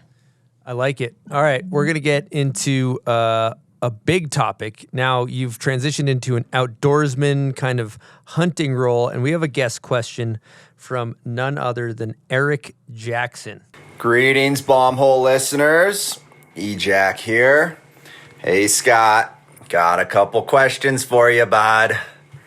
First, what similarities do you find between hunting and boarding? Second, I was hoping you could tell the audience about your first archery elk hunt this last fall and the blowdown from hell that we had to go through to get back to camp. All right, can't wait to listen. Much love, y'all. Okay, what are some, so I know, right? Like, we just can jump right into hunting. So, like, first of all, a little backstory behind my outdoorsiness. I grew up hunting as a little kid, and my dad got me into it. A lot of archery hunting, bow and arrow, some muzzleloader, a lot of muzzleloader, single shot, shotgun hunting, upland bird hunting. It was just part of my roots, part of my upbringing. Something that I love to do. I'm very knowledgeable of. Well, apparently not that knowledgeable according to these bogus questions. No, I'm sure. But it makes you so knowledgeable of the land and the environment, and I love that. And I just love learning. I love learning about the animals, and I love learning about the environment. And the more you know, essentially, the better you can kind of take and care for the animals and the habitat that they live in. I think that's one huge thing that's overlooked in hunting. And I know, obviously, it's like, all right, you know, it's very polarizing topic because there's a lot of people out there who are anti-hunting, and I understand, right? Like, I'm not going to argue with you. You know, I get it. You know, people love animals. Hell, I love animals. I do. I love them. I respect them. I think they're unbelievable, but I just like to eat them more, you know? But so I started, you know, when I started kind of fading away from snowboarding, first of all, I kind of started fading away because I just I didn't really want to risk getting hurt anymore. It just wasn't really quite worth it for me. And so it was a kind of a slow fade away from snowboarding. I look back and I'm like, could I still have been competing and still filming? Like, I'm like, hell yeah. You know, I still think I could. Maybe not compete, but I think I could still throw it on a video part, you know? But it was just kind of natural for me to be like, you know, I don't think it's quite worth it for me anymore, you know, to be at that level. So hunting was something that I've always done and it's been huge part of my life. And I've just kind of been making a job out of it somehow. Working with 6 Hour out in New Hampshire, lacrosse boots and waders. Forlow, they do camouflage. Moultrie Mobile, they do game cameras.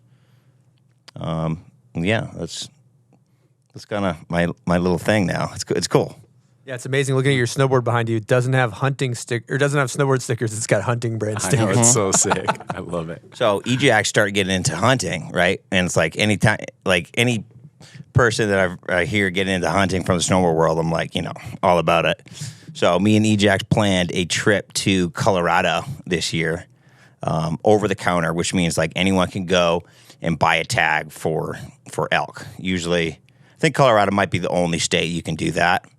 Usually you have to apply, and it's pretty hard to draw a tag, but Colorado, you can just go and buy a tag. So we set out, and we camped in the wilderness, and we found different zones, and it was like one of the funnest trips that I've had in a while. It was super, super tough. I mean, we're carrying in huge packs, packed down like legitimately like 80 pounds. Like you have like a human strapped to your back, like maxed out because you're carrying all your food, all your gear, your bow, your call. I mean, like you name it. But I ended up getting the bull there, but where we got him was just in this gnarly blowdown section where we had to go through. It was just hundreds of trees piled up on top of each other, and it took us like an hour to go like on a quarter of a mile. You know, it's just the most challenging thing ever. And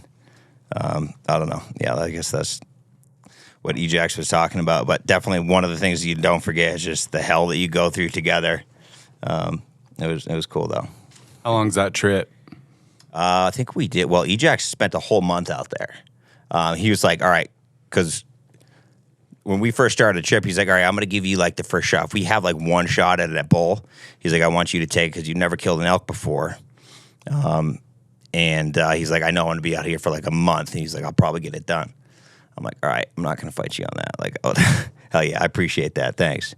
So our trip ended up being, I think maybe 12 days, maybe something like that. Like 12 days, but it was epic. Just in the backcountry the whole time, you know, sleeping in the woods and trying to get on the elk. Super challenging because there's a million other hunters out there, right? And the animals aren't dumb. They're super smart, and they know, you know, that they're being hunted. So you got to kind of almost try your best to outthink them, outthink the other hunters. You know, just get away from people, essentially. That's the name of the game. So we got to call them in and all that.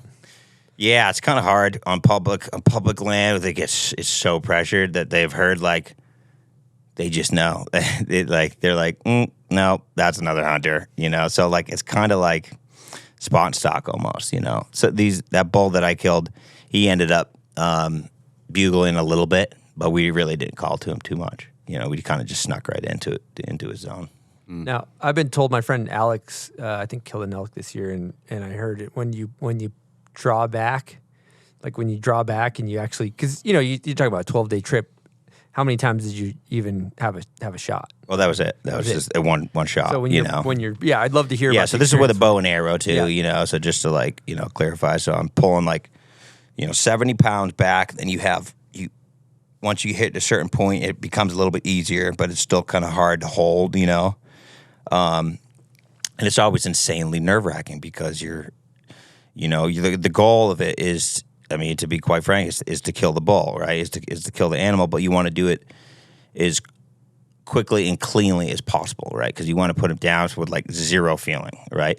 That's the whole goal. So like, it's so much nerves and so much pressure when you're holding back that bow, and you want to make the perfect shot because you don't want this animal to suffer at all. And with a well placed arrow, I promise you, these animals do not feel a thing. Like they go down and they die quick. So that's your goal, and yeah, we got it done. We got one. Were you shaking when you pulled back? Oh, dude, I was shaking big time. It's on film. Me and him made a film that's gonna come. It's probably gonna drop next August, and I mean, I was like borderline hyperthermia too, and mixed with like adrenaline. So like, me and Ejax were like, like straight up like shaking. It was kind of cool. I mean, to draw a comparison with the snowboarding, like this seems like that point where, like, how do you stew down those nerves when you've got that draw and you're pulled back and you're shaking and you're just like, all right. Dude, that's a good point, right? Like, I don't think a lot of people do, right? It's like a lot of people like break under pressure competing at snowboarding, and a lot of people break under pressure when it comes down to like making a good shot on a deer. It's called like buck fever. You know, it's like they just call it buck fever, but really it's just folding under the pressure. You know what I mean? So I do a lot of visualization, just like I used to do in snowboarding.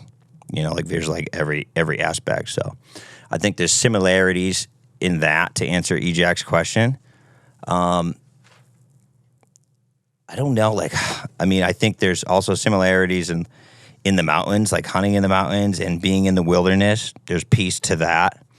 There's some tranquility. And then there's also a crazy adrenaline rush that you get from both as well. So I think those are some good side-by-sides. But we got a Patreon question from Nicholas Susiero.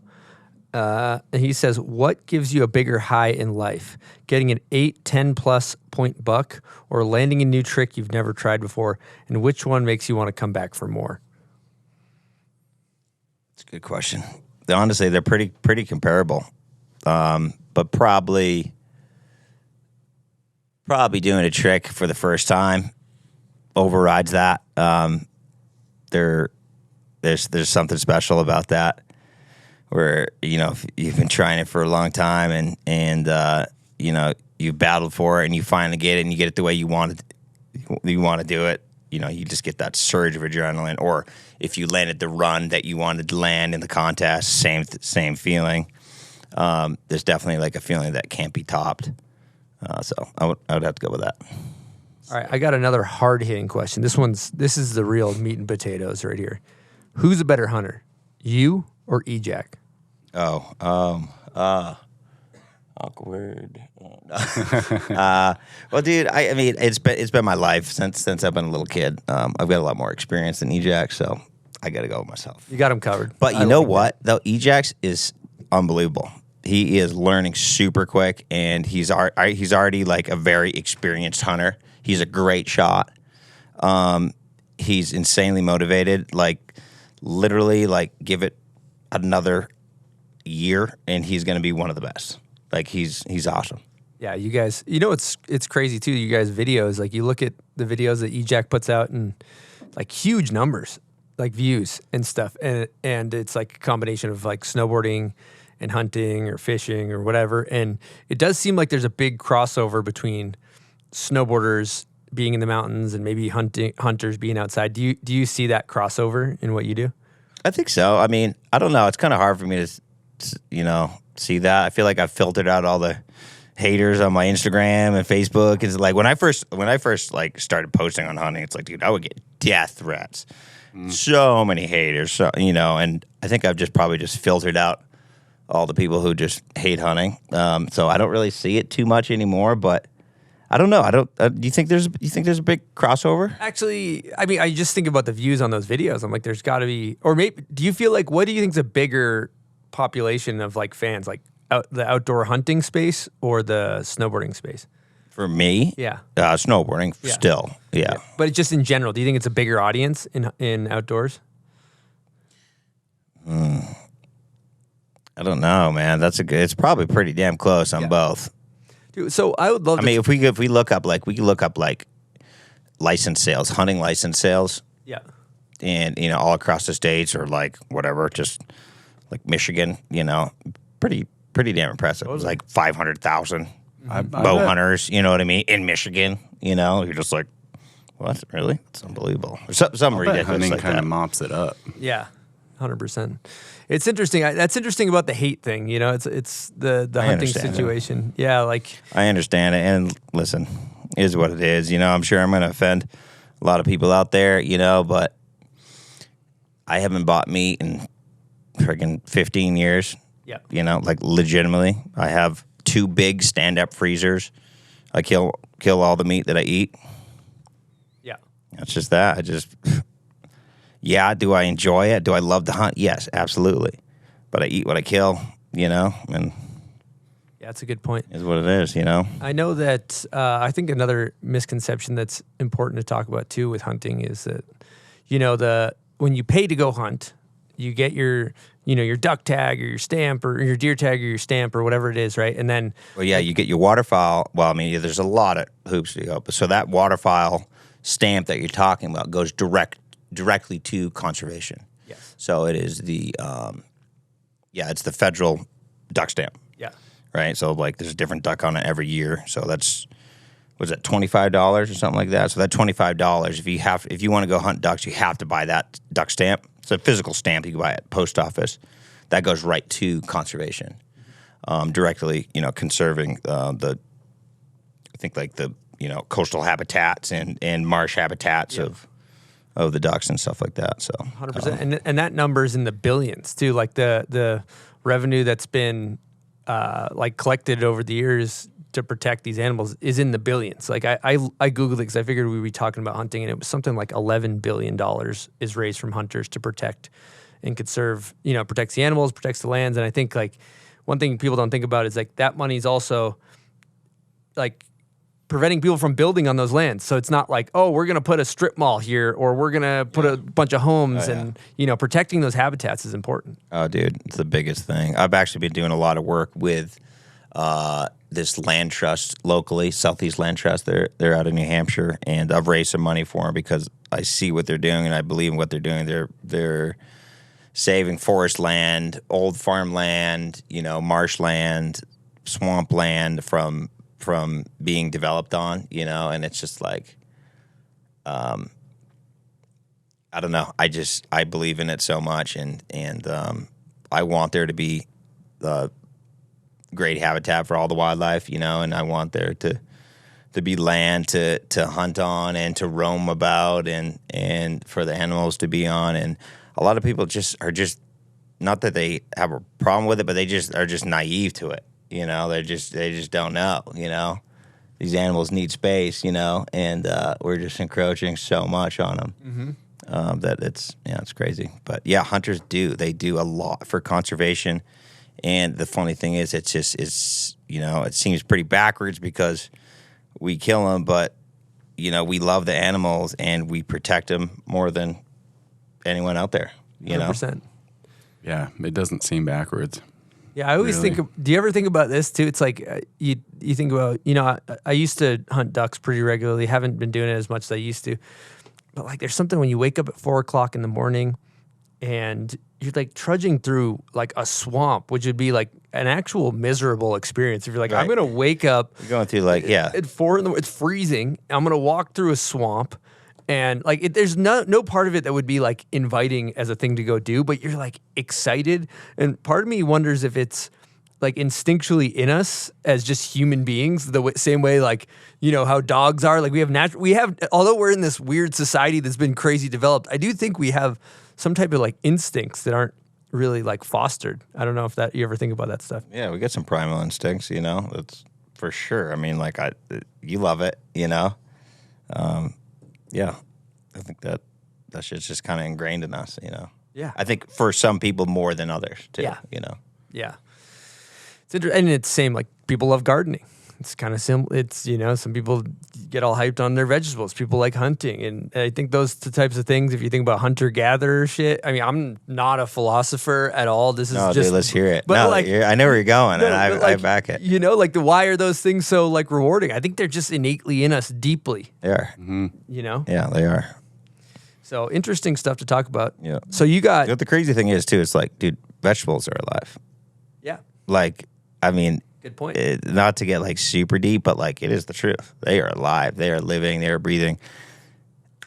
No proof that there's feeling, but they can like communicate. You know what I'm saying? It's like one tree is being attacked by this bug. It can send out signals to the next tree 25 feet over using like mycelium, and it'll like create a stronger barrier, to protect against from this invasive bug. It's amazing. Yeah. So. Yeah, that's sick. That's a great point. Yeah. And then there's something about hunting too where you feel connected to your environment on a much deeper level, right? You're like listening, you're hearing the birds, you're really there. You're not just kind of taking up space, you're in it. Yeah. And it's like all the stuff, it's like now it's like, I know where like ducks lay their eggs, right? And I'm observant to it. So I see ducks, it's like, all right, I just saw that those ducks just went in and that's where they have their nest. They don't want me, if I were to, I usually go mow that zone, you know what I mean? I'm going to keep it like unmowed, for like the person who doesn't know about that, would just go right over their head and they would mow over that section, which would be good habitat. Like I like take the hit. It looks ugly as hell, but I know that's good habitat and that's what they need. And I understand, that's better for the critters, you know what I mean? So that's like kind of like a super small example of like the things that I don't know, things that you can kind of, nurture. Yeah. Now, I remember you went viral a few years ago for, I think you're on a goose hunt, and you snagged a goose, and then you went hip shot. Oh, yeah, dude. We were just like, we were smashing some geese, and I was running out. I was grabbing the geese that we had just killed, and there was another big flock coming in. And one of the geese we had shot got up and was flying away, and I was running back. I had my shotgun in my one hand, and 2 or 3 geese in the other hand. I mean, I guess I could have just like dropped the geese and shouldered the shotgun regular, but he was flying right by, and I was like, I'm just gonna shoot him one handed. I knew I could do it. And my buddy was just happened to be filming, just got the craziest shot of me shooting this goose, and it was just ripping by one-handed. It was kind of cool. Yeah. Sick. Yeah, my buddy Winkler was going berserk over that clip. He was That's just nice. yeah. All right, we are introducing the GoPro line of the winter contest. Now, they got $120,000 in cash prizes for ski and snowboard POV clips and the opportunity to be crowned GoPro line of the winter. Now, to enter, upload your raw footage from any GoPro camera to the GoPro line of the winter challenge at gopro.com/awards and post your line with the hashtag GoPro line of the winter. Now, what's up for grabs? We got 10 grand each for 4 ski and 4 snowboard clips from January through April. And then they got 20 grand each for 1 skier and 1 snowboarder whose run is crowned GoPro line of the winter in May. Each month, GoPro athletes Jamie Anderson, Sage Kosberg, Tom Wallish, and more will judge and select their favorite clips to take home the cash. Submissions will be judged on athletic performance, video capture quality, and overall wow factor. So get out there, record some A-grade lines, and you could be the GoPro line of the winter winner. All right, we got one more Patreon question. Shout out to our Patreon members. This is Cake Pound Crew. It says, yo, Scotty, we are big fans over here. What is your preferred method of hunting deer, and why is that your preferred method? Oh, I mean, I love to track them down in the snow. That's by far my favorite method. So that's usually with a rifle or with a muzzleloader or a shotgun. So, I mean, you could try it with a bow, but like, good luck. It just ain't happening because they are so good. But there's no better adventure than going out in the middle of the day and you having no clue where you're going to end up or where that deer is going to take you. So what a typical day will be, we'll wake up before the sun, hopefully have a little bit of snow on the ground, go travel in the woods until we find a deer track, right? The deer track, we're looking for a big one, and it's got to be fresh, right? Fresh enough to where you know you could at least try to catch up to it. There's different ways to judge the track to see how big it is, how heavy it is, and what I'm after big bucks. So I'm trying to judge it, see how big it is, and then you'd usually just either park your truck and set your GPS or just, check your compass reading because you're in the big woods, a big forest where there's just nothing around, and you take off on it and you never know where you're going to end up. And usually you'll end up going miles and miles, anywhere from average day from 4 miles to, 15 miles. And that's just staying on this one deer the whole time. And you have multiple encounters with him, or he's still 10 miles in front of you, and that's all part of it. But you go through some of the coolest terrain and you get to live in his footsteps all day. And also you're behind the biggest deer possibly of your life because there's giants where I go hunting in northern Maine. So yeah, that's the best. It's fun. It's an adventure. You learn a lot. You see a lot of crazy stuff, and there's nothing easy about it. Even with a gun in your hand. I've been skunked for the last 2 years, and I put a lot of time in tracking. But yeah, cool.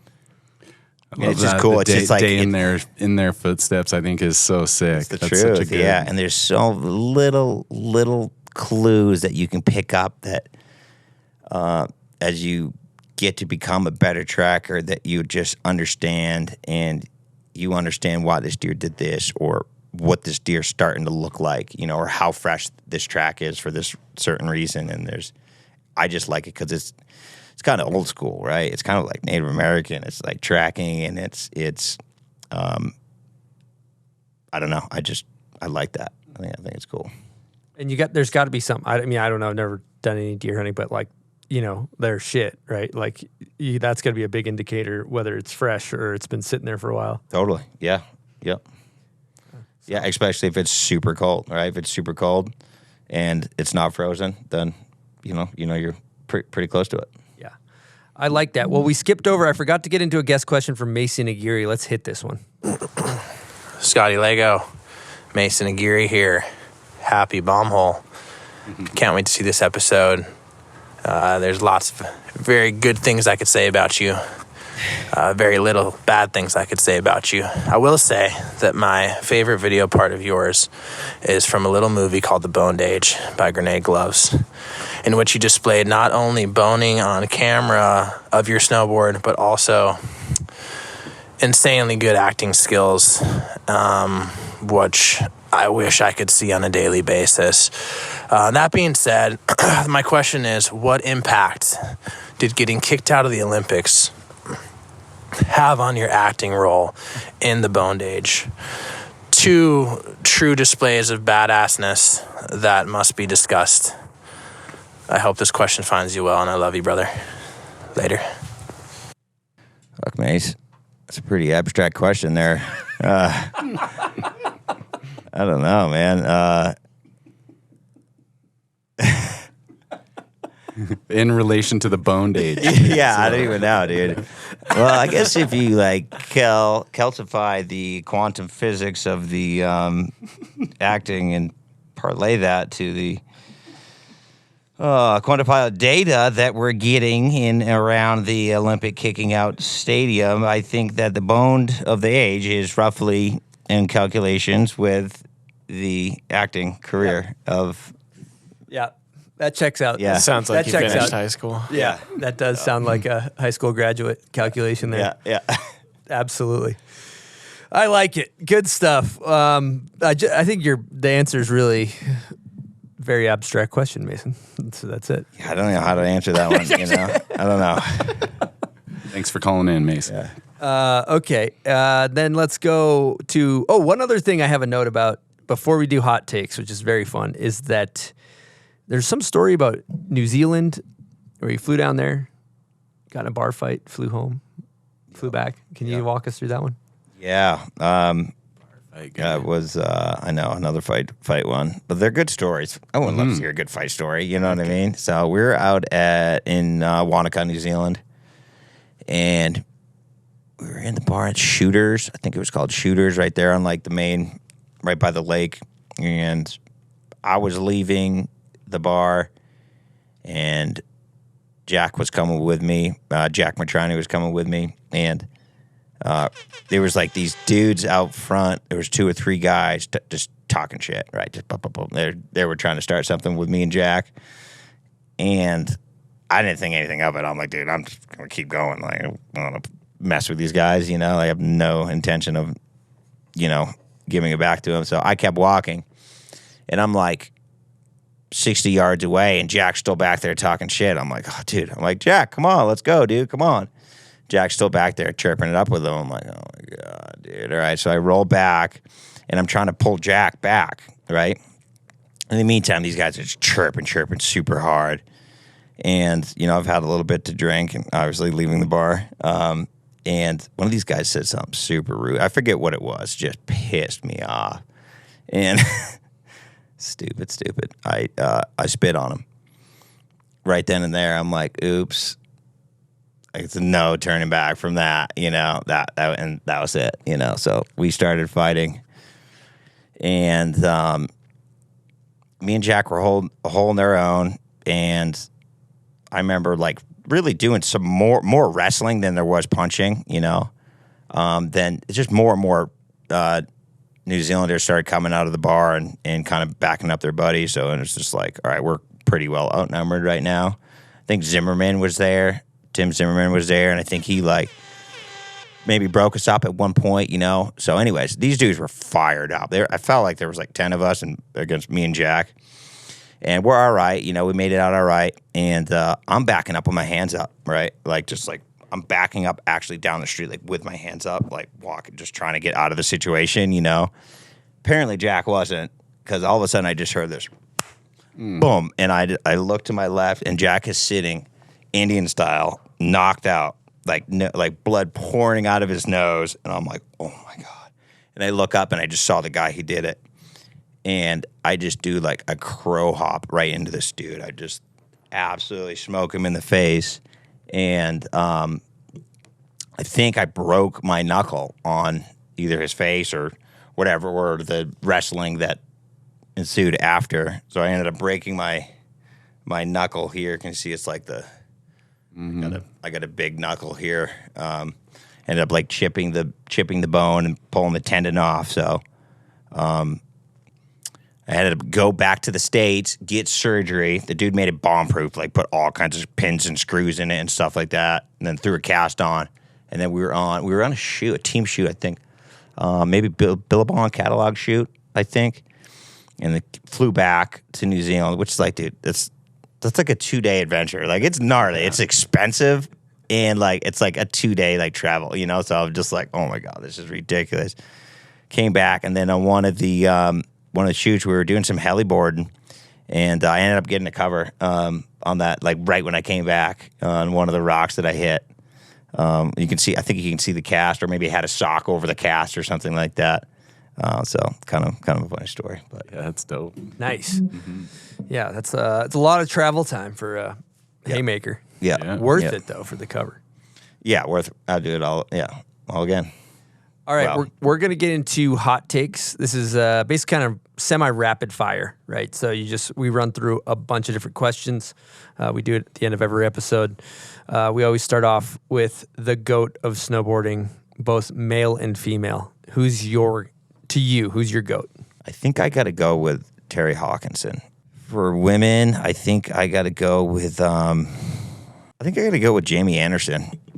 I think she's just been a ripper since she's like been a little grom and still absolute killer. I'm gonna go Jamie Anderson.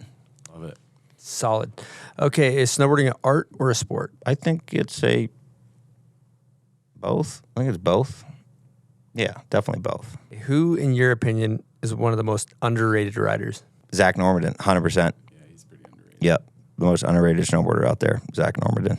Steel or powder? I'll go with powder. Everyone always gets this one wrong. It's weird. It is. Yeah, it's Every like time. the wrong answer. Hey, who's got the best style ever? I'm gonna go with Mikkel Bang. Great choice. Woo. I don't know if we've got that one yet. I don't think so. I love it though. Yeah. Okay, That's a hard one to argue with too, though. Dude, you could go so many riders, dude. Pretty unarguable. Yeah. There's so many riders, dude. Okay, who has your favorite method? Hawken, Ben Ferguson, Müller. We'll go with those three. What's your favorite snowboard video ever made? True Life and The Resistance. Best snowboard graphic ever made? Probably 2022, that double barrel. I think it was Lago Snowboards. It's that red graphic. I think it was. Oh, yeah, hell yeah. This one right here. That's super fresh. Yeah. Great answer. I like it. Okay, if you go heliboarding, 3 people in the world, dead or alive, you're going good times. You're not riding like gnarly. You're just going for a trip of your life. Who you bringing in the heli? 3? Yep. Let's do it, boys. Us 3. Wow, right here. Silk? Let's yeah, go. Let's go. Wow. Oh, I'm getting Let's make it lost happen. out there. Dude. Yeah. Silk's going to be a bit of a liability, but Yeah. other than that, we should be we good. just met today, man, you know? Yeah, we're good. I got it. It'll be fine. Yeah. That's Silk, a good pack. Silk's fit will be on. Silk will have the best fit, though. Absolutely. Yeah. His kit will be a fine. lot of cotton. We'll come out with photos this day. No beacon. No beacon. You'll hear me. You'll hear me. You'll hear me. Okay, we got. Here we go. This is a good one. Dream sponsor. Any sponsor in the world, doesn't have to be a snowboard related. It can be. The world is your oyster. Yeah. Man, I just quit Zen, so like Skull would be pretty dreamy, dude. I don't know. Let's just go with it, dude. Yeah. Skull? Yeah, I'm gonna go Zen. Just Zen, dude. Zen. Okay. Yeah. I like that. And then hold on, what am I forgetting here? Where's Trend? Oh yeah, last question. Worst trend. Yeah, either spending like insane amount of time on your phone or shopping hard as my wife does. An Amazon guy comes to my house like every single day and he's like my best friend. Yeah, just like spending money like a wild man is pretty bad. I don't really like that trend. I like that. I kind of do too. That's a great. That's a good That's a one. good take. It's a real take. We can all get behind. Yeah.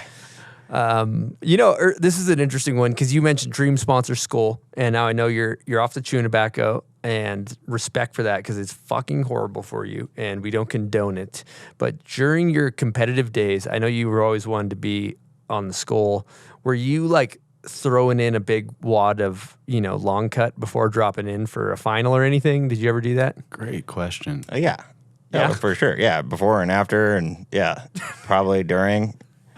Yeah. Olympics, did you have a wad of chewing? Smoking cigarettes. Oh, cigarettes. Okay. Why? I hope my dad's not listening to this. I know he's not. He but is. Unless someone rats me out. No one better rat me out to my dad. I'm calling him. Please don't. I won't. No, I smoked a little bit of cigarettes. A little bit here and there. Calm the Not nerves. proud of it. Yeah. I mean, some of the best did. Why'd you switch longer. though for the Olympics to go to cigarettes instead of?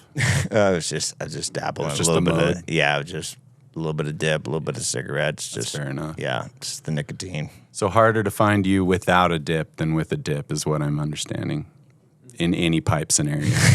Sometimes, yeah.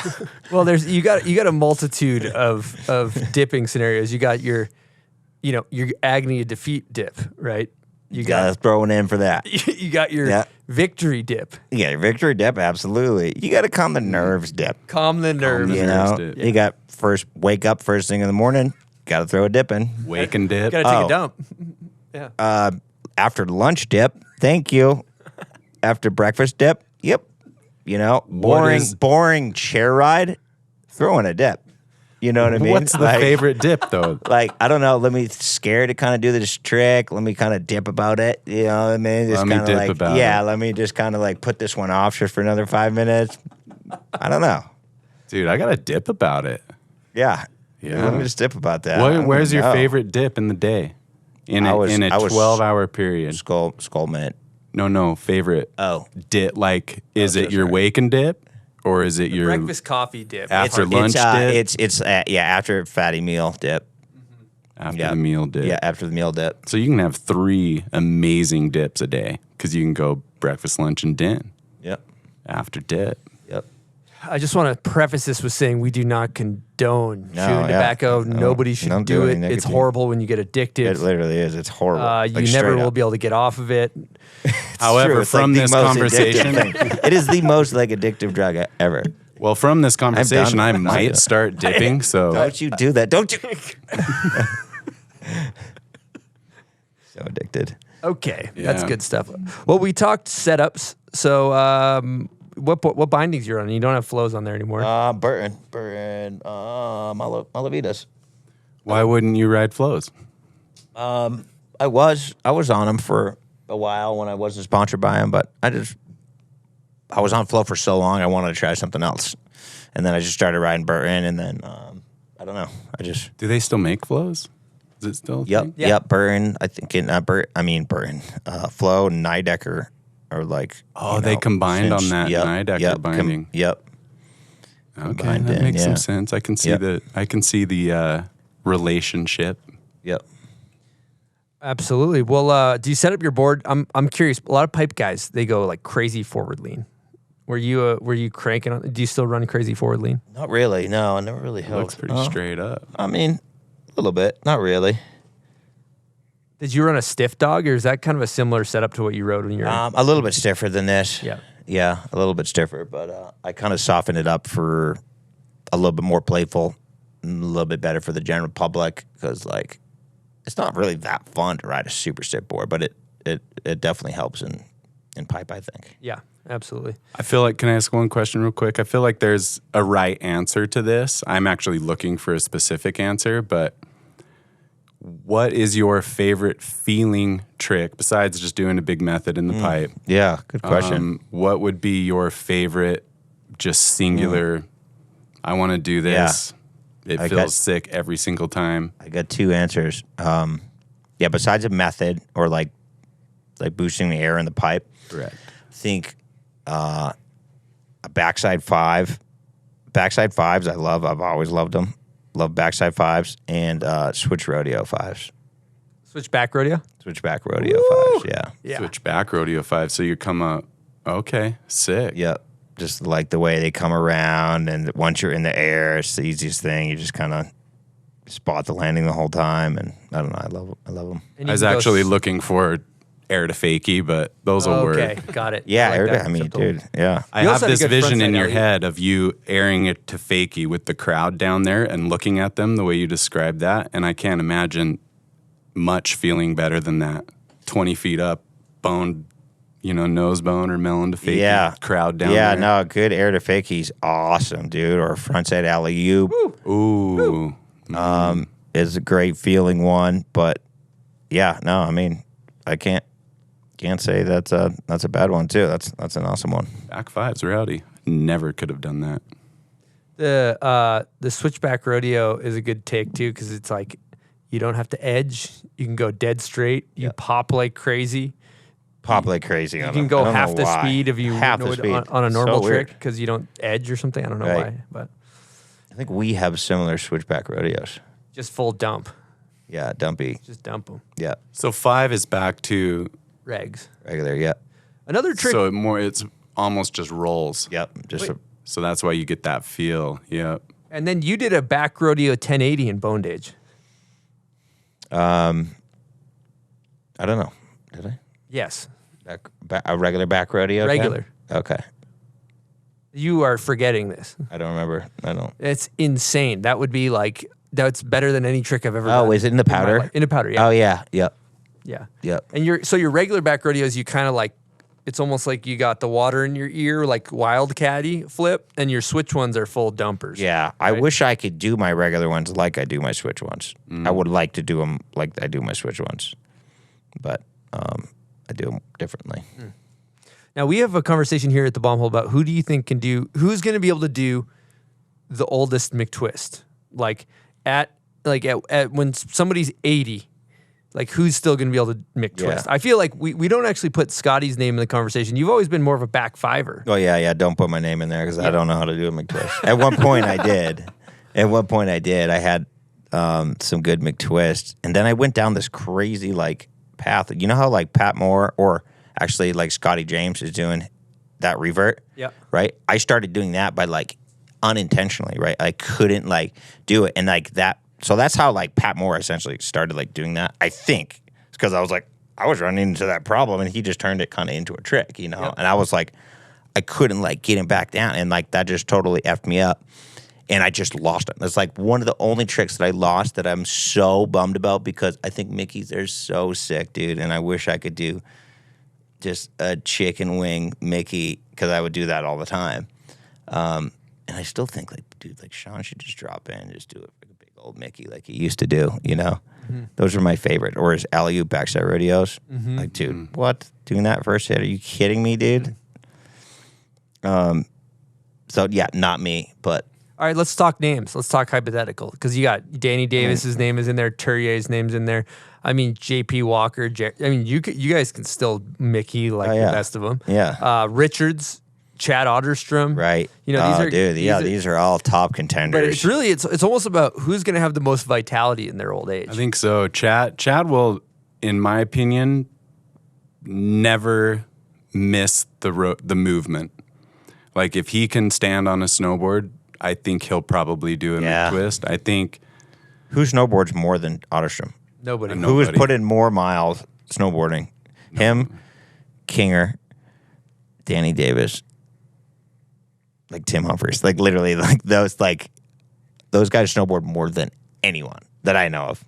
Those are like my top. Yeah, repping. I got a sidebar though, because JP Walker takes the best care out of himself out of anybody. JP eats like friggin' nuts, and he's like healthy, and he's just like skins good. So I think as you get into like 75, 80, 85, 90, if JP maintains his level of vitality, like I think that like, you know, some of these other guys are going to start tapering off. But JP's just like, he's not going to age. And he, in terms of taking care of his body, is in contention. You know, we have something to look forward to in the next 40 years, you know? Yeah, I agree. World's oldest McTwist. Yeah. Yep. So. Gotta try the day We're just going to have to that. stay tuned, I guess, until then. Yeah, stay tuned. Yeah. Don't leave yet.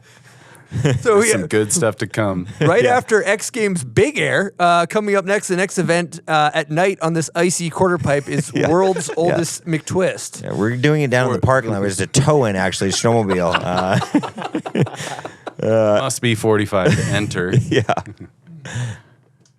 Yeah, that's good. Must be 75 to enter. Like, it's got to be That's real. fair. Like, somebody might die if they, like, fucking land on the deck kind of thing. You know? Die on the battlefield with some honor. We haven't actually talked much features. Like, is this a massive QQ? No, it's got to be small. Low speed. Like, this is 9 foot. Not, like, we're not wing talking it. Arctic Challenge here. We're not talking Arctic Like, Challenge. this can be coping. Yeah. high. However small you can do it. Truth. You know, like Chad Otterstrom, I think, holds a current world record for the smallest McTwist ever done. Really where? Because I might argue that I actually have that. I mean, Well, he I had don't know. ad. They It was ran an ad. It was Yeah. an ad, right? Yeah. Yeah, mine was smaller. I yeah. have video proof. In Alaska, I did it off a Jersey barrier. Oh, wow. Yeah. That's sick. All right, we're gonna have In a double line. we got a bone to pick with Chad. It looks like. Yeah, I mean, that's false advertising. Oh, he's I lucky would he's not say getting so. sued. I mean, that's why I've never bought one of his boards. I'm thinking we should That maybe get ad. some lawyers here and potentially sue him. We could do that. Yeah. Yeah. There's a lot You'll of be lawyers that would love this. Yeah. How many lawyers are out there listening? They're like, oh, yeah, bud, we got you. Oh, yeah, call me. I'm planning a slip and fall out of here, dude, just so I can kind of get a little piece of the bomb hole, just FYI. If someone wants to represent me out here. This is Let's way throw more throw down a banana and just... way more rich in here than you thought. You're gonna walk away with a piece. Yeah, this is good, dude.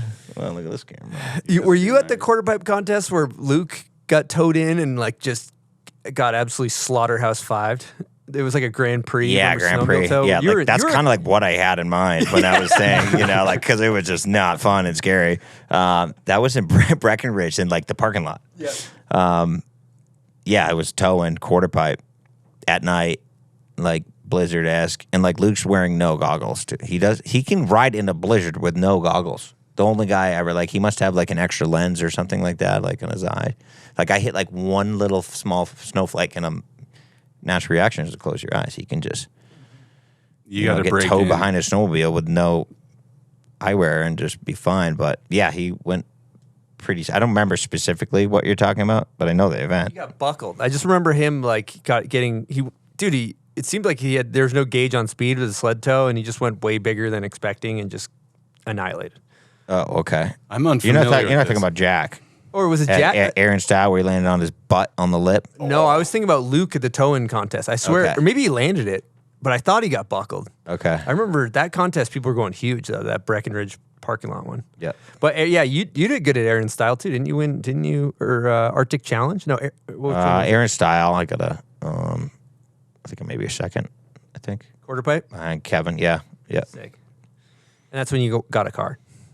No. Toyota Big Air. Toyota bigger. Yeah. What'd you do? Switchback 10. Whew. I think. Yeah, switchback down. East. Damn. Shit's crazy now, dude. Switchback 10. Like, think about they're doing 1800s. I know, right? I know, it's funny. Slow-mo, Switchback it's 10. crazy. Heavy. Heavy. Always. Forever. I think it's all come full circle too because you did the little. I saw you as a Grom doing the Budweiser Big Air. Yeah. But now there's the Sam Adams Big Air back from the dead. Yeah, it was like it's version like 2.0. We're doing it at night with like a 3D projected landing. I've done like, I don't know, probably like 20 of those shows. Super fun. They're no longer in existence. I think probably last year was the last year of them. But like, dude, it's no funner time. Get to session this jump. So Will Mayo with Tow Pro, electric So rope sick. tows. So you just hot lap the jump, and like, dude, you get so good at jumping too because you just hot lap this jump, hit as many times, and so it would be like a 45-minute show Saturday night, huge firework display. The landing was 3D projected. That would be the only light. So it's super. I mean, not really fun to jump in at during the show because like the landing's like moving and it's low light, and like if you're like doing anything technical, like you're trying to spot the landing and it's like kind of dark and moving, you know. But we'd pull huge crowds, dude, like huge crowds, like anywhere from like 5,000 to like, you know, like 2,000 to like 5,000 people like at every show. like X Games, like US Open kind of style. So they were super fun, really easy to do. And it was just, it was Sam Adams. So just a beer tour. We would have a big party right after. Man, I wish they'd have some more of those things, dude, because it's super fun. What kind of moves we busting? We going switchback road? We going switchback 10? Yeah, some backy? No, just keep it easy, right? Because we're all jumping like right behind each other. So like do the stuff that you can land, or like at least get up quick if you're gonna fall, because you've got a dude coming right behind you, right off to the side. You're hitting the jump like right next to someone. So you might go front 7. The other guy will go, if he's goofy, he'll go front 7. You'll kind of spin away from each other a little bit, Then you have a guy in the middle right behind you, doing back 1 or something. So it was all easier tricks, like some rodeo 5s, 7s. They would have a solo round where they'd either do like double backflip or back 7 or, whatever, a 9 or... Crowd loves the double backy too. I love it. I love a double backy. They even like single backies more than double backies, oddly enough. Do they? Yeah, like a big old makes laid sense. out like single, Yeah. Don't get it, but What about the fronties? They get as much love? Oh, frontal unit? yeah, front tail units. Dude, doing a front flip on a huge jump is... I actually can't speak from experience because it's too terrifying. Like, I don't know how to are do you a it. lawn dart guy? Who's insanely good at it? Is it Sebe? Oh, Big Buck. Sebe's insane. Yeah. Adam. Yeah. He did it over pyramid. He's so good. Yeah. I mean, obviously you could say that about a lot of riders, but Sebe is insane and his fronty is psycho. Well, let's talk. It looks so fun to do it. Like I'm like, dude, He I does a wish good I one. could do that. He just cruises, like sending out text messages like midair, just like Even on his doubles. He's totally chilling. Yeah, Tried he's a chilling. triple at Crazy. Big Air at X Games like 4 years ago or something. Really? But Colonel Kotzenberg has a good laid out, and obviously shout out to OG Ben Hinckley. Yes. Craig, Yep. that dude Craig that films with Torstein all the time, always has an insane one. But I wanted to go back because you're tall. You got kind of lanky. You got a lanky stee, and it looks awesome. It's fucking incredible.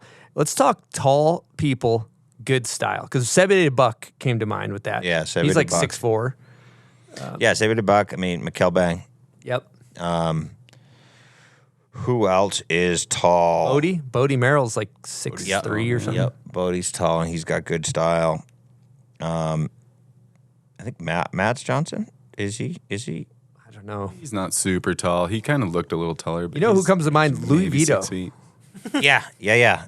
One of those riders you think just tall and dude. Oddly enough, people would get me and Louis confused so much. You asked Louis. Yeah, I'm not seeing no it. shit. I'm not I know, seeing it. right? It would be people would call me Louis all the time, and people would call him Scotty all the time. Ask him. It's the craziest thing. That makes no sense to me. None. Yeah. Yeah. Rob Rosler. He's like 6'5". Yeah, Great Steve. he's pushing 7. I think. Engelsman. Engelsman was tall. They couldn't even make pants then long enough. Yep. They Abe do Teeter. now. Abe Teeter. Yeah, absolutely. All right, Scotty. I think we did it. What's next for Scotty Lago? Man, I'm just gonna be working hard on my board brand. Kind of stepping it up to the next level, giving it some more love, giving it some more attention it needs to kind of grow. And it's always kind of been a little bit of a side project, but I'm stepping it up. And I'm gonna be in the woods more than ever because I love it. Hunting, scouting. Hopefully, do another epic trip with Ejax. Raising my boy, getting him on the board as much as I can, rider, and enjoying life. Listen to the bomb hole. Love that. Okay, and then before we put a bow on this thing, you want to throw any thank yous or anything else before we wrap? No, man. I think we did it all. Appreciate you guys having me on. Amazing. Well, That was thank great. you. Thank you for coming and chatting, dude. This has been a blast. Oh yeah, it's been fun. Heck yeah. Thank you. Jones, Silk, appreciate you guys. Yeah, it's been a pleasure. Thanks, Chris. One parting. Yeah, let's do a party. Let's send off. Send off. Send Send off salt. Yeah. Run through a wall smelling salts available at bombhole.com. 24 hours a day. Got a good one. I'll be honest, I'm a little raw. I'm feeling a little raw. Hit kind of a lot of these today. Oh, wow. Oh, good end cap. That's good. You know, these could be good in like the duck blind.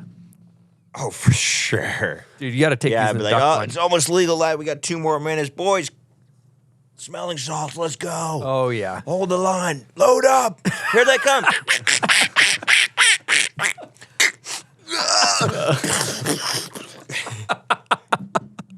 Hit that saw when you're paused in the draw. Just Give it to me, E-Jack. Hit me, E-Jack. yeah.